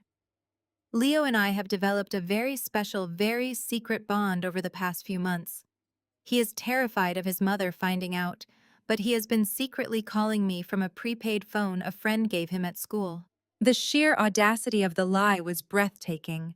Leo attended an elite private academy with a strict ban on personal electronics, and he possessed no burner phone. Yet Brianna spun the fiction with the conviction of a seasoned actress. "What does Leo say to you during these secret phone calls?" Higgins prompted, leaning against the wooden railing. Brianna squeezed her eyes shut, forcing a single dramatic tear to track down her cheek. She reached up to wipe it away with her lace handkerchief. "He begs me to come save him," she whispered, her voice trembling beautifully. "He tells me that his life is a complete nightmare. He says Clara forces him to stay inside their dark, cramped apartment all weekend because she physically cannot take him anywhere. He cries to me, saying he just wants to play sports and have a normal childhood, but he is completely trapped serving as a full-time caregiver for an unstable, disabled woman." Higgins shook his head in mock disgust. "A 10-year-old boy forced to be a caregiver. That is a heavy burden." "It is abuse," Brianna stated firmly, looking directly at the judge. "He tells me he has to cook the meals, clean the floors, and manage her medication schedules because she is too paralyzed by her combat trauma to function. He tells me she has terrifying violent outbursts where she screams at him for making too much noise. Just last week he called me sobbing, begging Trent and me to drive over and rescue him. He said, "Please come save me. I want a real family. I want a mother who can actually walk me to the park." The injustice in the room reached a suffocating, unbearable peak. The air felt incredibly thin. I sat perfectly still in my standard hospital wheelchair, my hands resting lightly on my lap to hide the fact that my knuckles were stark white. Hearing this pathetic stranger invent a miserable, tortured existence for my bright, incredibly happy son made my blood boil with a ferocious intensity. Leo had never spoken to this woman. He spent his weekends building robotics in our sprawling backyard, attending private coding camps, and laughing with Jamal. Yet Brianna was sitting under oath painting my beautiful boy as an abused, neglected servant. Judge Albright looked visibly disturbed by the emotional testimony. She leaned forward over her high bench, taking furious, detailed notes. Her brow was deeply furrowed with genuine concern. It was painfully clear that she was heavily swayed by the narrative unfolding before her. She saw exactly what Trent and Brianna wanted her to see: a tragic situation where a wealthy, stable, loving couple was desperately trying to rescue an innocent child from the squalid, dangerous grip of a shattered military veteran. I glanced toward the public gallery behind me. Jamal sat as still as a statue, his intense gaze burning a hole directly through the back of Trent's head. Megan had her hands clamped tightly over her mouth, her face flushed with absolute outrage. They knew the truth. They knew the staggering wealth, the security, and the overwhelming love that defined Leo's actual life. I turned my attention back to the front of the courtroom. Trent was leaning back in his chair, a smug, satisfied smirk playing on his lips. He looked at me, his eyes dancing with malicious triumph. He believed his trap had snapped shut. He believed the fabricated psychiatric reports, the fake tears, and the relentless lies had completely destroyed my credibility. He thought the $5 million trust fund was practically sitting in his bank account. I sat quietly in my wheelchair, my face an impenetrable mask of cold, silent compliance. I watched the trap fully close, not around me but around them. They had just built a massive, undeniable mountain of federal perjury, placing every single malicious lie permanently onto the official court record. The boiling point had finally been reached, the tension in the room stretching to its absolute physical limit, and I was absolutely ready to watch them burn. Brianna finished her tearful soliloquy with a theatrical sniffle. She carefully stepped down from the witness stand, smoothing the fabric of her beige skirt and walking back to the petitioner's table. As she took her seat next to Trent, I caught the exact moment their eyes met. It was a fleeting, microscopic exchange, but it contained volumes of malicious intent. Trent gave her a tiny, almost imperceptible nod of approval. Brianna returned it with a triumphant, smirking glance. They were mentally counting the $5 million. They genuinely believed their coordinated performance had just secured their massive payday and my absolute ruin. Judge Albright removed her reading glasses and pinched the bridge of her nose. She looked deeply affected by the harrowing tale of a 10-year-old boy trapped in squalor. Her eyes shifted toward my table, carrying a heavy, unmistakable weight of judicial judgment. She saw a broken, neglectful mother who had selfishly tethered her child to a life of misery. The heavy atmosphere in the courtroom felt completely suffocating, pressing down on my shoulders like a physical weight. Higgins was absolutely glowing. He practically strutted back to the podium, eager to completely bury me under a mountain of corroborating perjury. He called their next witness, a man introduced as Derek Lawson. I immediately recognized the name from Jamal's extensive investigative dossier. Lawson was not a reputable financial colleague. He was a fellow scam artist who shared office space with Trent in a dilapidated strip mall on the edge of the city. Lawson took the stand wearing a suit just as cheap and ill-fitting as Trent's. He confidently swore on the Bible and proceeded to weave a magnificent tapestry of lies. He testified that Trent was one of the most brilliant, high-earning investment brokers in the entire region. Lawson painted a picture of Trent as a titan of industry, a man who consistently pulled in massive seven-figure commissions and generously donated to local youth charities. He explicitly stated that Trent possessed immense wealth and was actively preparing a sprawling, luxurious estate to welcome his long-lost son. I watched Lawson lie smoothly under oath, committing federal perjury for a man who had probably promised him a lucrative cut of the $5 million trust fund. It was a calculated, filthy performance. Higgins finished his direct examination with a grand, sweeping gesture. He turned to our table, his face radiating absolute arrogance. "Your witness, counselor." The entire courtroom held its collective breath, waiting for my attorney to strike back. A standard defense lawyer would have immediately launched a furious cross-examination. They would have aggressively demanded tax returns, grilled Lawson on his specific relationship with Trent, and fought desperately to poke holes in the glamorous narrative being presented. A normal attorney would have screamed objection at every unverified claim. Donovan did none of that. He remained slumped in his chair, lazily spinning his cheap plastic pen between his fingers. He did not even bother to stand up or approach the podium. He simply looked at Higgins, offered a flat, dismissive smile, and spoke in a bored, monotone voice. "The defense has no questions for this witness, Your Honor." A ripple of profound confusion swept through the courtroom. Higgins blinked rapidly, his arrogant smirk faltering for a split second as his brain tried to process the total lack of resistance.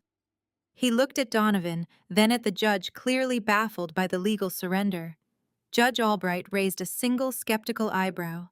She looked at Donovan with visible irritation, clearly believing he was severely neglecting his duty to his disabled client. "Are you entirely certain, Mr. Donovan?" the judge asked sharply, leaning forward over her high bench. "You declined to cross-examine this character witness." "Absolutely certain, Your Honor," Donovan replied, stifling a fake yawn that perfectly sold his act of complete incompetence. "We are perfectly content to let his testimony stand exactly as it is on the official court record." Higgins quickly recovered, mistaking Donovan's lethal, calculated strategy for complete ineptitude. He eagerly called their final character witness, a woman named Brenda Jenkins. She falsely introduced herself as a former neighbor from my supposed impoverished apartment complex.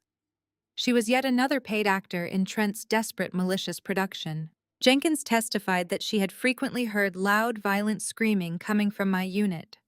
She claimed she had seen young Leo walking to the grocery store alone, in worn-out clothes, looking dangerously malnourished and terrified.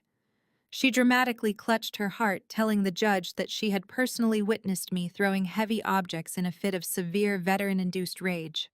She swore that I was a ticking time bomb who regularly neglected my child's most basic physical needs. It was a masterful, sickening performance designed to trigger every possible child welfare alarm in the judge's mind. When Higgins concluded his questioning, he turned to Donovan with a taunting, victorious glare, essentially daring him to put up a fight. Again, Donovan did not rise. He simply waved his hand in a deeply dismissive gesture. "No questions for this witness, Your Honor. We decline to cross-examine. We accept the testimony into the record." The atmosphere in the room shifted from tense litigation to the awkward, chilling silence of a public execution. Opposing counsel was visibly bewildered but ecstatic. Higgins puffed out his chest, returning to his table like a conquering gladiator who had just won a war without drawing his sword. He leaned down and whispered something excitedly into Trent's ear. Trent turned his head and looked directly at me. The sheer intoxicating thrill of absolute victory radiated from his entire body. He leaned back in his heavy wooden chair, crossing his arms with a profound sense of untouchable superiority. He looked at my baggy gray sweater, my messy hair, and my standard hospital wheelchair. He saw a completely defenseless, financially ruined amputee who had just been publicly slaughtered in a court of law. He silently mouthed the words, "You lose." He genuinely believed he had crushed me. He believed he had successfully used my combat trauma to strip me of my child forever. He could already feel the $5 million sitting heavily in his bank account, ready to fund his pathetic, fraudulent lifestyle. He thought he was the smartest man in the entire building, a masterful manipulator who had flawlessly executed the ultimate scam against a weak, broken woman. I sat perfectly still, maintaining my chilling, silent composure. My face remained an impenetrable mask of defeat, but behind my eyes an intense, fiery satisfaction burned bright. I grounded myself using the breathing techniques from my military intelligence training, slowing my heart rate, feeling the cool metal rims of my wheelchair beneath my palms. I watched him bask in his fake glory. I let him savor the intoxicating high of his absolute delusion. I wanted him to feel completely safe, completely untouchable, and entirely victorious. Because a fall from the highest peak is always the most physically devastating. Trent had built his massive mountain of perjury exactly as Donovan had orchestrated. Every single lie, every fabricated document, and every false testimony was now permanently locked into the official sworn court record. There was no going back for him.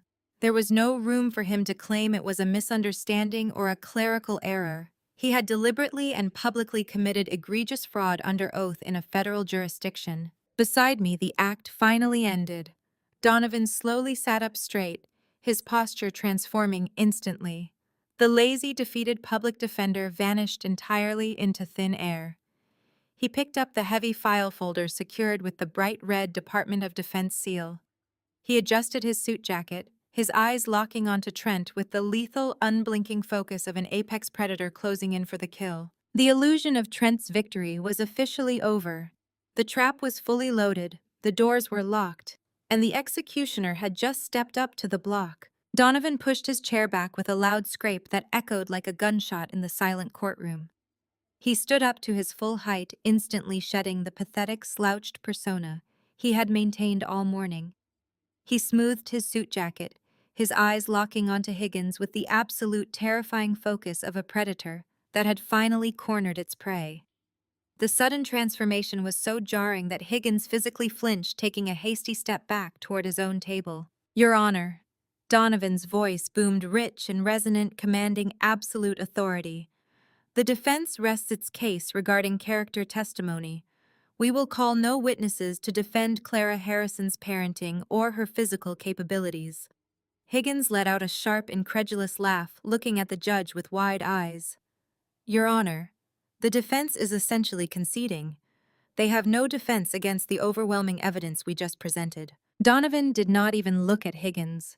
He kept his piercing gaze fixed entirely on Judge Albright.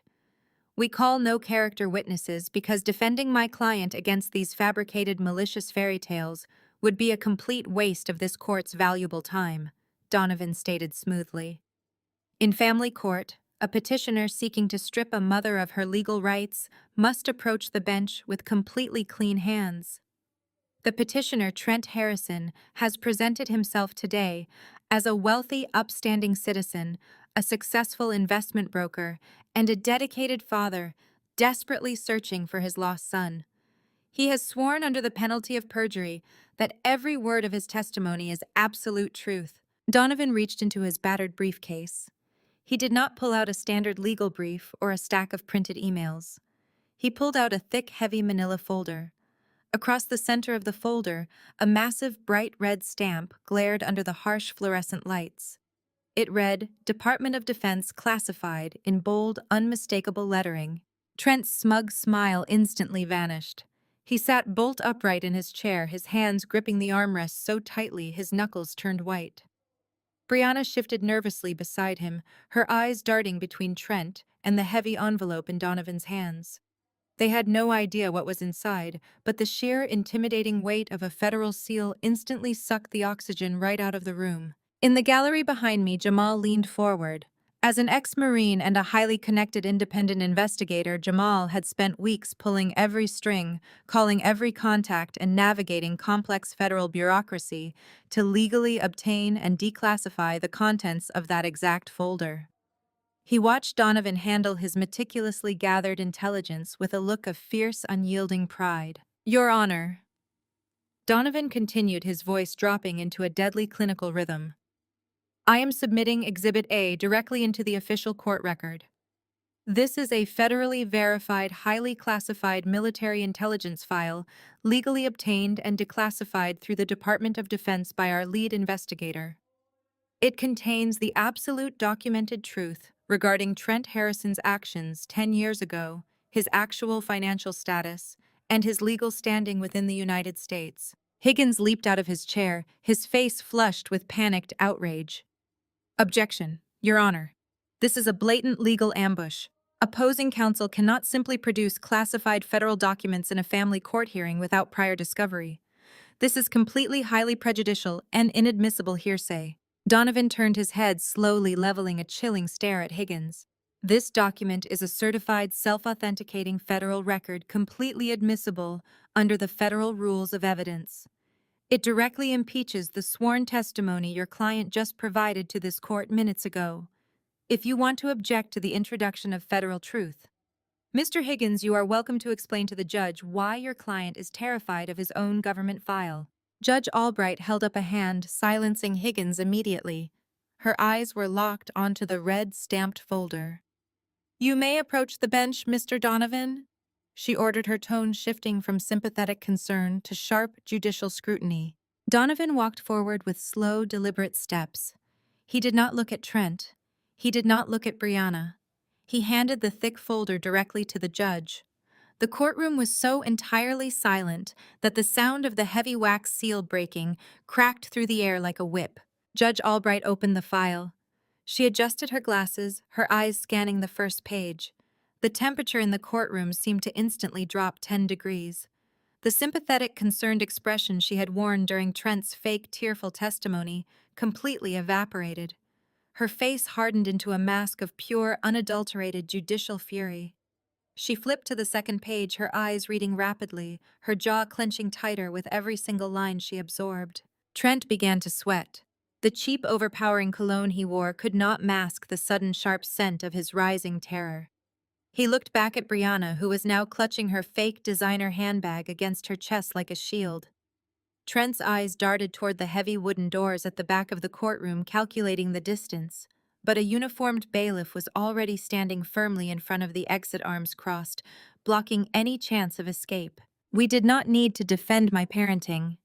We did not need to explain how my titanium prosthetics made me faster and stronger than any able-bodied mother. We did not need to justify my incredibly secure, wealthy lifestyle. Donovan was striking at the very foundation of Trent's existence. He was completely dismantling the fake identity Trent had paraded in front of the judge. Mr. Harrison, Judge Albright said, her voice dropping to a dangerously quiet register that sent a shiver down my spine. She did not look up from the federal document. She kept her eyes fixed on the heavily redacted text, reading the devastating truth Jamal had unearthed. Trent swallowed hard, his Adam's apple bobbing nervously. Yes, Your Honor. Judge Albright slowly looked up. Her eyes bore into him with the terrifying weight of absolute authority. You sat in my courtroom today and swore under oath that you have spent the last 10 years desperately searching for your son. You swore that you are a highly successful investment broker. You swore that the respondent, a decorated combat veteran, is an unstable danger to her child. Trent tried to speak, but his voice completely failed him. He managed a weak, pathetic nod. Judge Albright picked up the heavily stamped federal document. She held it up for the entire courtroom to see. The bright red ink blazed under the lights. This document tells a vastly different story, Judge Albright declared, her voice ringing out like a death knell. A story of staggering greed, federal fraud, and absolute moral bankruptcy. The trap had fully sprung. The steel jaws were clamping shut. Trent had walked into the room expecting to steal a child and secure a $5 million payday. Instead, he had just walked blindly into a federal execution. Judge Albright adjusted her reading glasses, her hands gripping the edges of the red stamped folder. The silence in the courtroom was absolute, heavy, and suffocating. She looked down at Trent, her expression conveying a mixture of profound disgust and judicial wrath. She did not ask for an explanation. She simply began to read the classified text aloud, ensuring every single word was permanently inscribed into the official court transcript. Let the record reflect that this court is reviewing a declassified federal mandate and an active arrest warrant issued in 2016. Judge Albright announced, her voice echoing off the wood-paneled walls. This document originates directly from the United States Department of Defense, working in conjunction with federal law enforcement agencies. It details a comprehensive military investigation into the petitioner, Trent Harrison. Trent gripped the edge of the plaintiff's table. He opened his mouth to speak, but no sound came out. The smug, victorious arrogance he had worn like a cheap suit completely melted away, replaced by the raw, naked terror of a man watching the ground open up beneath his feet. According to the federal indictment, Judge Albright continued, her tone growing colder with every syllable. Trent Harrison was investigated and charged with aggravated wire fraud and the grand theft of protected military casualty benefits. The file details that while his wife, an active duty military intelligence officer, was lying in a medically induced coma following a combat explosion, Mr. Harrison systematically accessed her secure financial portals. He illegally drained exactly $300,000 in specialized recovery funds. Money explicitly issued by the federal government to ensure a wounded soldier could receive life-saving prosthetic care. A collective gasp rippled through the small public gallery. Brianna, sitting directly behind Trent, shrank back in her seat, her eyes darting frantically around the room as the magnitude of her husband's crimes was laid bare. Higgins, the sleazy lawyer who had confidently swaggered around the courtroom just moments before, suddenly looked physically ill. He took a very deliberate, obvious step away from Trent, putting physical distance between himself and a man who was rapidly transforming into a massive federal liability. But the financial theft is merely the beginning, Judge Albright stated, turning to the second page of the dossier. The federal court, acting in tandem with military tribunals under the Service Members Civil Relief Act, issued a final irrevocable ruling regarding Mr. Harrison's legal standing as a parent. Due to the egregious nature of the financial abuse combined with the documented abandonment of a 4-month-old infant in a military hospital, Trent Harrison was permanently stripped of all parental rights. The judge paused, letting the devastating legal reality sink in. She looked directly at Trent, her eyes blazing with absolute contempt. Your parental rights were not suspended, Mr. Harrison. They were not temporarily revoked. They were permanently terminated a full decade ago. You have absolutely zero legal standing to file a custody petition in this court or any other court in the United States. You have no legal relationship to this child whatsoever. You are under the eyes of the law a complete stranger. Trent shook his head frantically. The color completely drained from his face, leaving his skin a sickly, translucent white. He looked like a ghost. He raised his hands, palms facing the judge, stammering uncontrollably.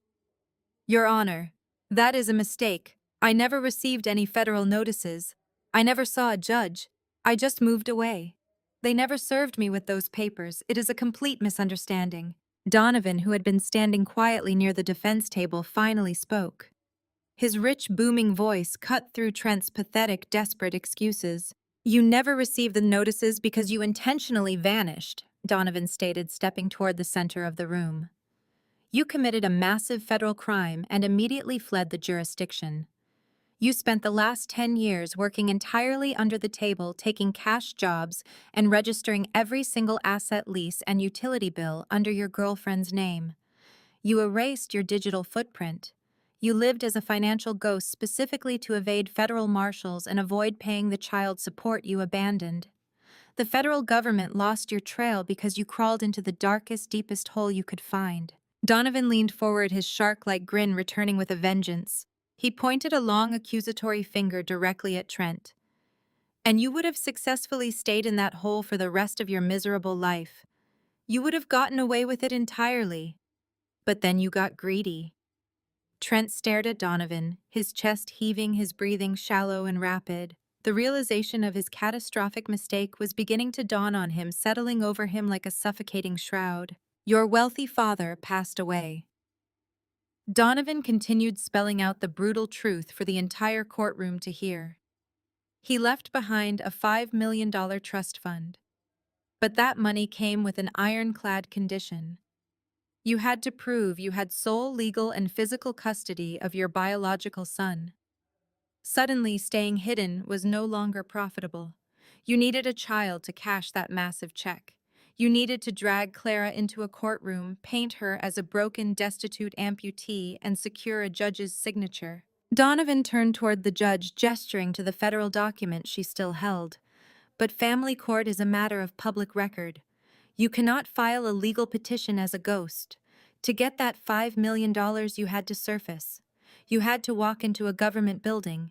You had to stand in front of a sitting judge, look directly into a microphone, and state your full legal name for the official court transcript. Trent looked down at the small black microphone sitting on the witness stand where he had just testified.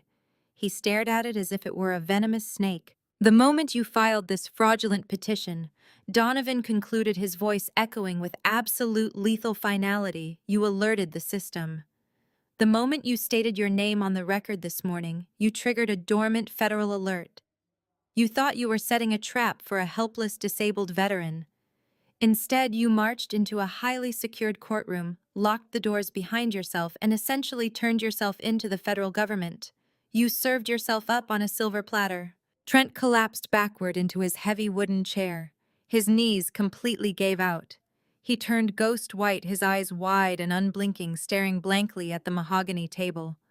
The arrogant, untouchable investment broker persona shattered into a million irreparable pieces. He finally understood the staggering, monumental scale of his failure. He had not outsmarted anyone. He had been masterfully maneuvered by an intelligence operative who had anticipated his boundless greed and used it to orchestrate his absolute destruction. He looked wildly around the courtroom. He looked at Higgins, who was aggressively stuffing papers into his briefcase, desperately trying to sever his professional connection to a federal fugitive. He looked at Brianna, who was shrinking away from him, her face twisted in horror as she realized the affluent, luxurious life she thought she was securing was actually a one-way ticket to federal prison. Finally, Trent looked across the aisle and locked eyes with me. I sat perfectly upright in my wheelchair. I did not slouch. I did not look defeated. My posture was rigid, proud, and commanding. I met his terrified, frantic gaze with a look of absolute freezing calm. I let him see the cold, calculating intelligence shining in my eyes. I let him realize that every single moment of my silence during the mediation, every baggy sweater I wore, and every insult I quietly absorbed had been a deliberate tactical choice.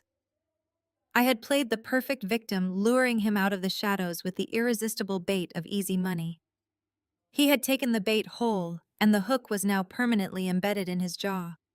The trap had sprung, and there was absolutely no escape. Higgins slammed his hands flat against the plaintiff's table. The sharp noise snapped Trent out of his frozen state of shock. The sleazy attorney was sweating profusely, realizing his own legal license was now in severe jeopardy for representing a federal fugitive. He needed to pivot, and he needed to do it immediately. Your Honor, Higgins stammered, his voice climbing a desperate octave. We strongly object to the aggressive framing of this document.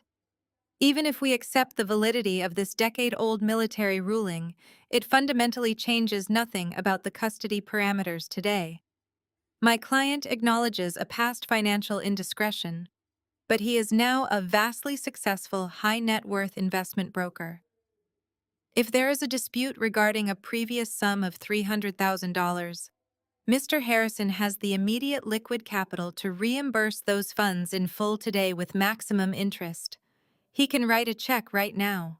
This is a civil financial dispute, not grounds to deny a wealthy father his biological child. Donovan let out a loud, booming laugh that rattled the courtroom windows. Reimburse the funds, Donovan repeated, shaking his head in mock amusement. He turned his back on Higgins and walked directly toward the judge's bench. Your Honor, I submit Exhibit B into the official record. Donovan handed a second, significantly thicker folder to the bailiff. Since opposing counsel continues to perjure himself by clinging to this ridiculous illusion of immense wealth, let us review the actual verified financial data of Mr. Trent Harrison, Donovan announced. Judge Albright opened the second folder. Her eyes narrowed as she scanned the top document. Inside that folder are the certified federal tax returns, bank statements, and corporate filings for Trent Harrison's so-called investment firm, Donovan, declared, pacing the floor. There is no investment firm. It is a completely bankrupt shell company, registered under a fake limited liability corporation. He operates out of a dilapidated strip mall. The luxury apartment he boasted about under oath is leased entirely under his current wife's name, and they are facing active eviction proceedings for 4 months of unpaid rent. The sports car he drove to Leo's school is a high-interest lease currently scheduled for immediate repossession. Trent slumped forward, burying his face in his hands. Brianna gasped, covering her mouth as the glamorous reality she thought she married evaporated into thin air. She stared at Trent in horror, realizing she was tied to a broke criminal. Mr. Harrison does not have $300,000 to repay his stolen federal funds, Donovan continued mercilessly.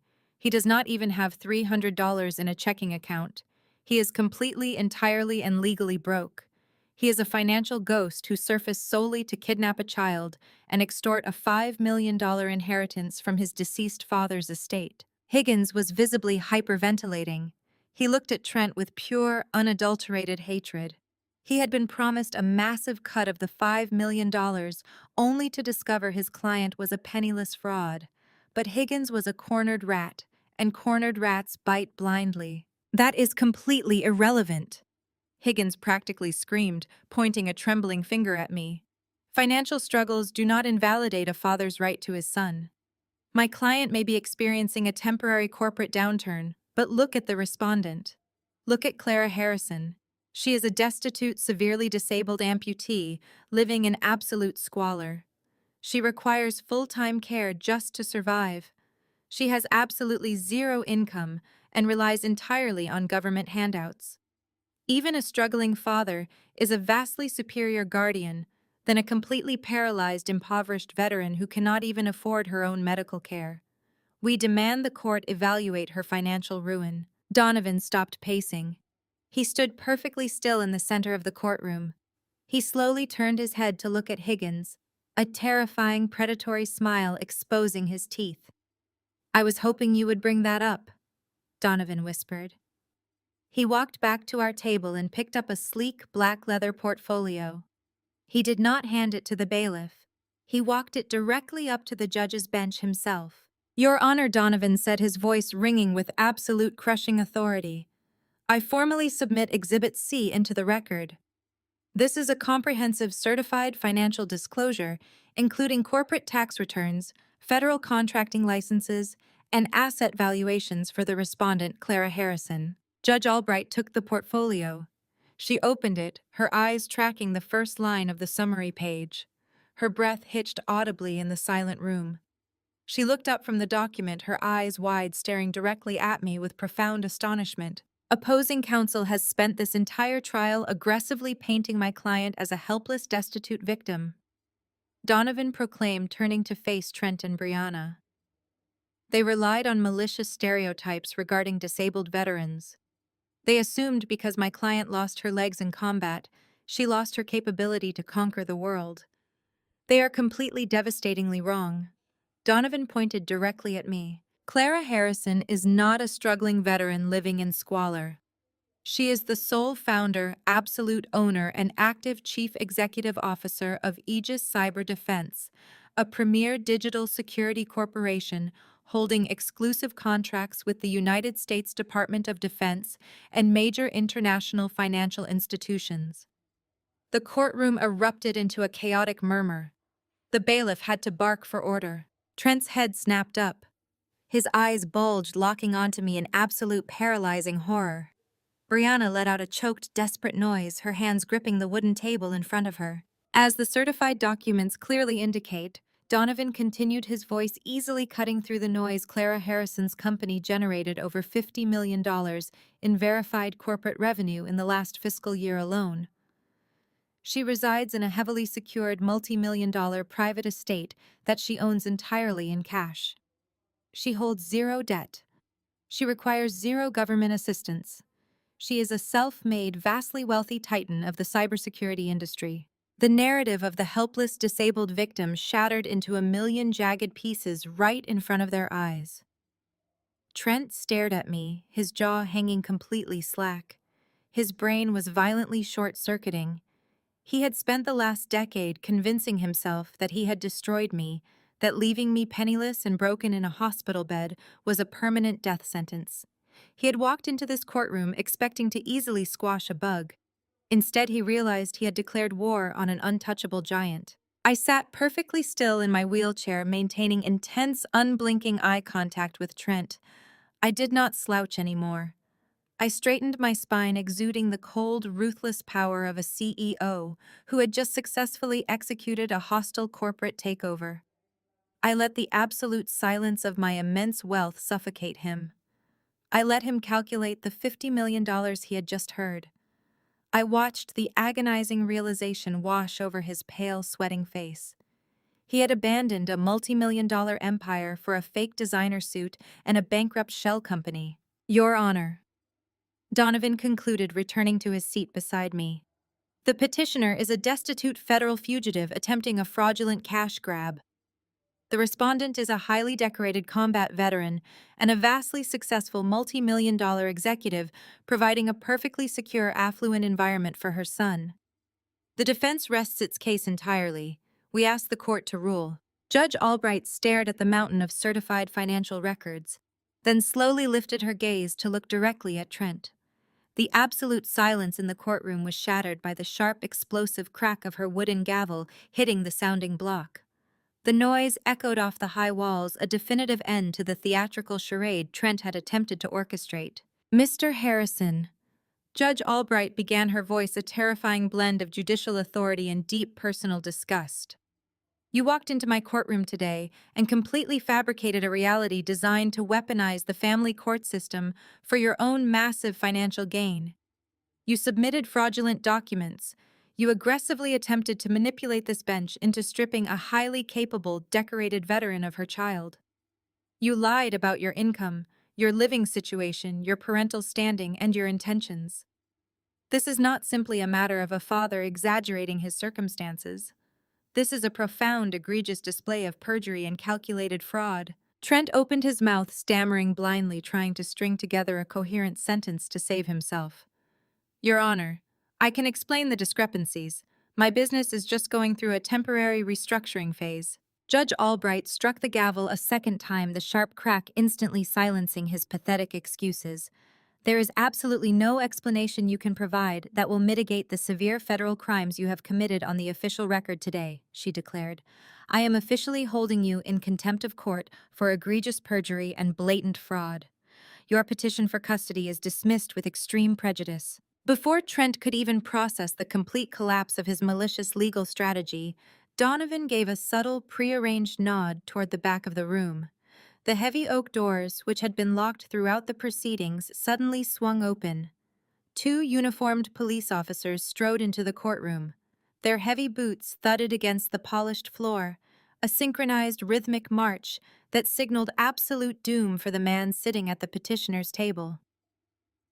Donovan had notified the authorities well in advance, perfectly timing their arrival to coincide with the climax of the hearing. Trent whipped his head around, his eyes widening in pure terror, as the officers bypassed the public gallery and marched directly toward his table. Trent Harrison, the lead officer, announced, his voice completely devoid of any emotion as he unclipped his restraints. We are executing an active federal arrest warrant issued by the Department of Defense and federal law enforcement. You are being taken into custody for grand theft, aggravated wire fraud, and the misappropriation of protected military casualty benefits. Trent scrambled backward, his chair tipping over and crashing loudly onto the floor. He raised his hands, shaking violently, desperately looking at his sleazy lawyer for a lifeline. Higgins deliberately turned his back, aggressively, shuffling his papers and refusing to make eye contact. A lawyer knows exactly when a ship is sinking, and Higgins was already in a lifeboat rowing rapidly away. The officers grabbed Trent by the arms, spinning him around with practiced, uncompromising efficiency. The harsh metallic click of steel handcuffs locking around his wrists echoed through the quiet room. Trent let out a pathetic, strangled gasp as the cold metal bit into his skin. The decade he had spent hiding in the shadows, working for untraceable cash and running from his responsibilities, had instantly evaporated. He was a federal fugitive who had delivered himself straight into the hands of the authorities. Trent twisted his head, frantically searching for a single ally in the room. Brianna, he pleaded, his voice cracking with raw desperation. Call a bondsman, call the bank. We need to fix this right now. Brianna stood frozen, staring at the heavy handcuffs binding Trent's wrists. She looked at the armed police officers, then at the furious judge, and finally at the absolute ruin of her own future. The affluent, luxurious life she had envisioned, the $5 million trust fund she had been banking on, was completely gone. She was legally tethered to a bankrupt criminal facing decades in federal prison. Panic, raw and unadulterated, seized her entirely. Self-preservation took over in a violent, explosive rush. She violently shoved her chair back and scrambled away from Trent as if he were carrying a deadly plague. "Do not look at me!" Brianna shrieked, her voice echoing shrilly across the courtroom. She turned wildly toward the bench, her hands raised in a frantic gesture of surrender. "Your Honor, you have to believe me. I had absolutely nothing to do with any of this. He lied to me. He told me he was a successful broker. He forced me to go along with this custody petition." Trent stared at his wife, his jaw dropping in sheer disbelief. "Brianna, what are you doing?" "I am protecting myself from a criminal!" she screamed back at him, her carefully constructed facade of the loving suburban stepmother completely dissolving into selfish hysteria. She looked back at Judge Albright, desperately trying to salvage her own freedom. "I did not know anything about the stolen military money. I did not know he was a federal fugitive. He made me come here today. He told me exactly what to say." Judge Albright stared down at the frantic woman with a gaze so cold it could freeze water. "Mrs. Harrison," the judge stated, her voice dropping into a lethal, quiet register. "Are you openly admitting to this court that the testimony you provided mere minutes ago was entirely fabricated?" Brianna nodded furiously, tears of genuine panic streaming down her face. "Yes. Yes, Your Honor. I never spoke to Leo. I never had any secret phone calls with him. He never begged me to save him. Trent wrote down a script for me and told me that if I did not memorize it, we would lose the $5 million inheritance. I just did what my husband told me to do. I am a victim here too." The sheer cowardice of her betrayal was astonishing. In her desperate rush to escape federal fraud charges, she had just openly confessed to committing deliberate perjury under oath. Judge Albright did not show a single ounce of sympathy. "You sat in my courtroom, placed your hand on a Bible, and deliberately manufactured a vile, malicious story about a child suffering abuse," the judge reprimanded, her voice rising with furious indignation. "You attempted to use the legal system to terrorize a decorated veteran and kidnap a 10-year-old boy solely for financial gain. You are not a victim, Mrs. Harrison. You are a willing, malicious accomplice." The judge picked up her gavel and pointed it directly at Brianna. "Officers." Judge Albright commanded, her voice ringing with absolute finality. "Detain Mrs. Harrison as well. I am holding her in direct contempt of court for committing blatant perjury under oath regarding the fabricated communications with the minor child. She will remain in a holding cell pending formal charges." Brianna let out a blood-curdling shriek as the second police officer moved toward her. She thrashed wildly, fighting the officer's grip, her fake designer handbag falling to the floor and spilling its cheap contents across the polished wood. "No, you cannot do this," she sobbed hysterically. "I did not steal the military money. I am innocent." The sharp click of a second pair of handcuffs locked around Brianna's wrists, cutting off her frantic protests. Trent and Brianna stood side by side, both bound by heavy steel, their fake empire reduced to absolute rubble. The coordinated performance of wealth and superiority they had flaunted at the school gates and during the mediation had culminated in their spectacular public destruction. I sat at the defense table watching the officers secure their grips on the two criminals who had tried to destroy my family. My posture remained perfectly straight. I did not smile and I did not gloat. I simply watched the inevitable brutal consequences of their own malicious greed finally take hold. The police officers tightened their iron grip on Trent's arms, preparing to haul him out of the courtroom and into the federal holding transport. The absolute finality of the moment finally shattered his remaining delusions of grandeur. His knees gave out completely. He dragged the officers down with him, collapsing onto the hard wooden floor of the courtroom. The heavy steel handcuffs clanked aggressively against the polished floorboards. He was weeping openly now, letting out massive, ugly sobs that echoed violently in the high-ceiling chamber. "Clara, please! Trent begged, his voice a frantic, unrecognizable screech. He twisted his body desperately, trying to face me from the floor. Please tell them it was a misunderstanding. We can fix this. You have all that money now, you do not need to press charges.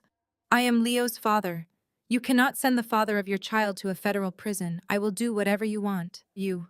The sheer pathetic nature of his plea made Donovan let out a low, disgusted scoff next to me.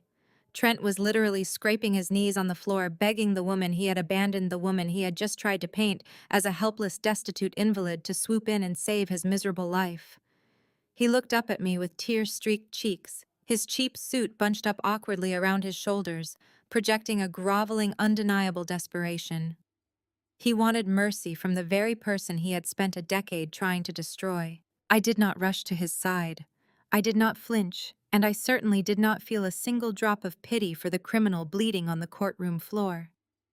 Instead, I smoothly engaged the mechanisms of my titanium prosthetics and stood up from my wheelchair. My balance was absolute perfection. I looked down at the pathetic man cowering at my feet. I let him see the full, unyielding strength of the woman he had left for dead a decade ago. You stopped being his father the second you walked out of that military hospital, I said, my voice ringing with a cold, terrifying clarity that instantly silenced his sobbing. You stole the funds meant to put my body back together. You left us to starve, and you only came back because your boundless greed demanded a $5 million paycheck. There is no misunderstanding here, Trent. There is only the absolute, inescapable consequence of your own malicious choices. Trent frantically shook his head, the heavy chains of his handcuffs rattling loudly in the quiet room. Clara, I was scared. I made a mistake. I need you to help me. I looked down at him, my expression carved from pure ice, and delivered the final permanent boundary. I had to learn how to walk again on shattered bones. I do not need a man without a spine standing next to me. I did not wait for his response. I did not need to see the officers violently haul him to his feet or watch them drag him and a screaming Brianna through the heavy double doors toward the holding cells. The chapter was permanently closed. I turned my back on the absolute ruin of their lives. I nodded once to Donovan, silently thanking him for a flawless execution, and I began to walk away. My steps were steady, powerful, and completely unbroken. The rhythmic, mechanical hum of my advanced prosthetics carried me down the center of the courtroom aisle. I pushed the heavy wooden doors open and stepped out into the grand marble hallway, leaving the standard hospital wheelchair completely behind. I did not need it anymore. I strode purposefully through the massive glass doors of the courthouse and stepped out into the brilliant, blinding warmth of the afternoon sun. Standing at the bottom of the grand stone steps was my actual family.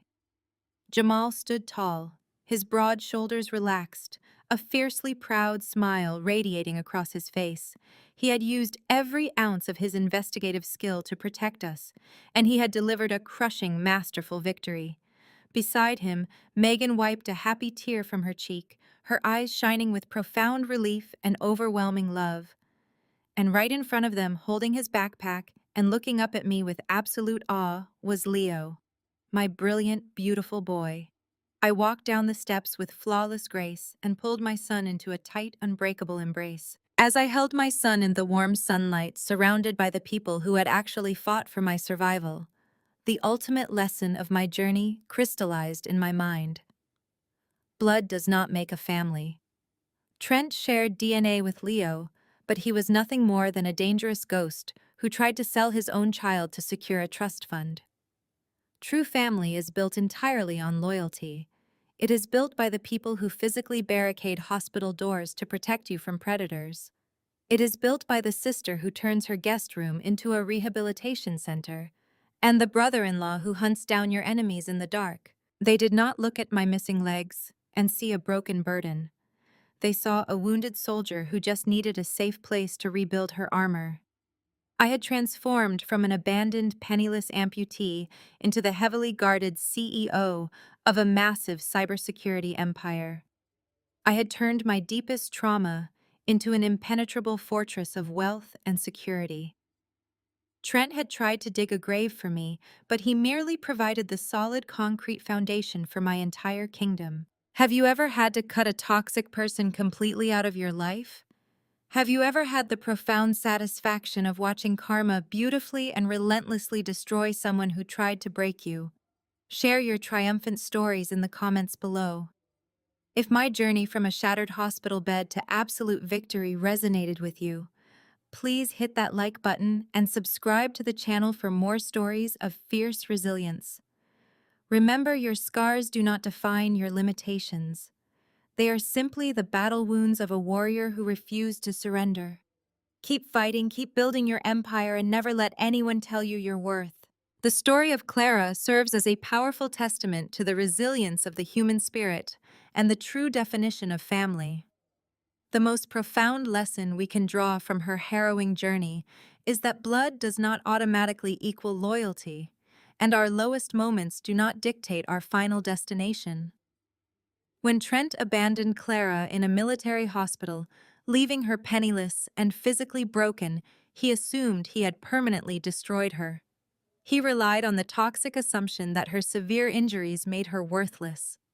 However, Clara's ascent from a betrayed veteran to an untouchable CEO proves that our greatest power lies within our intellect and determination, not our physical circumstances or the validation of a cruel partner. Furthermore, the narrative masterfully redefines the concept of family.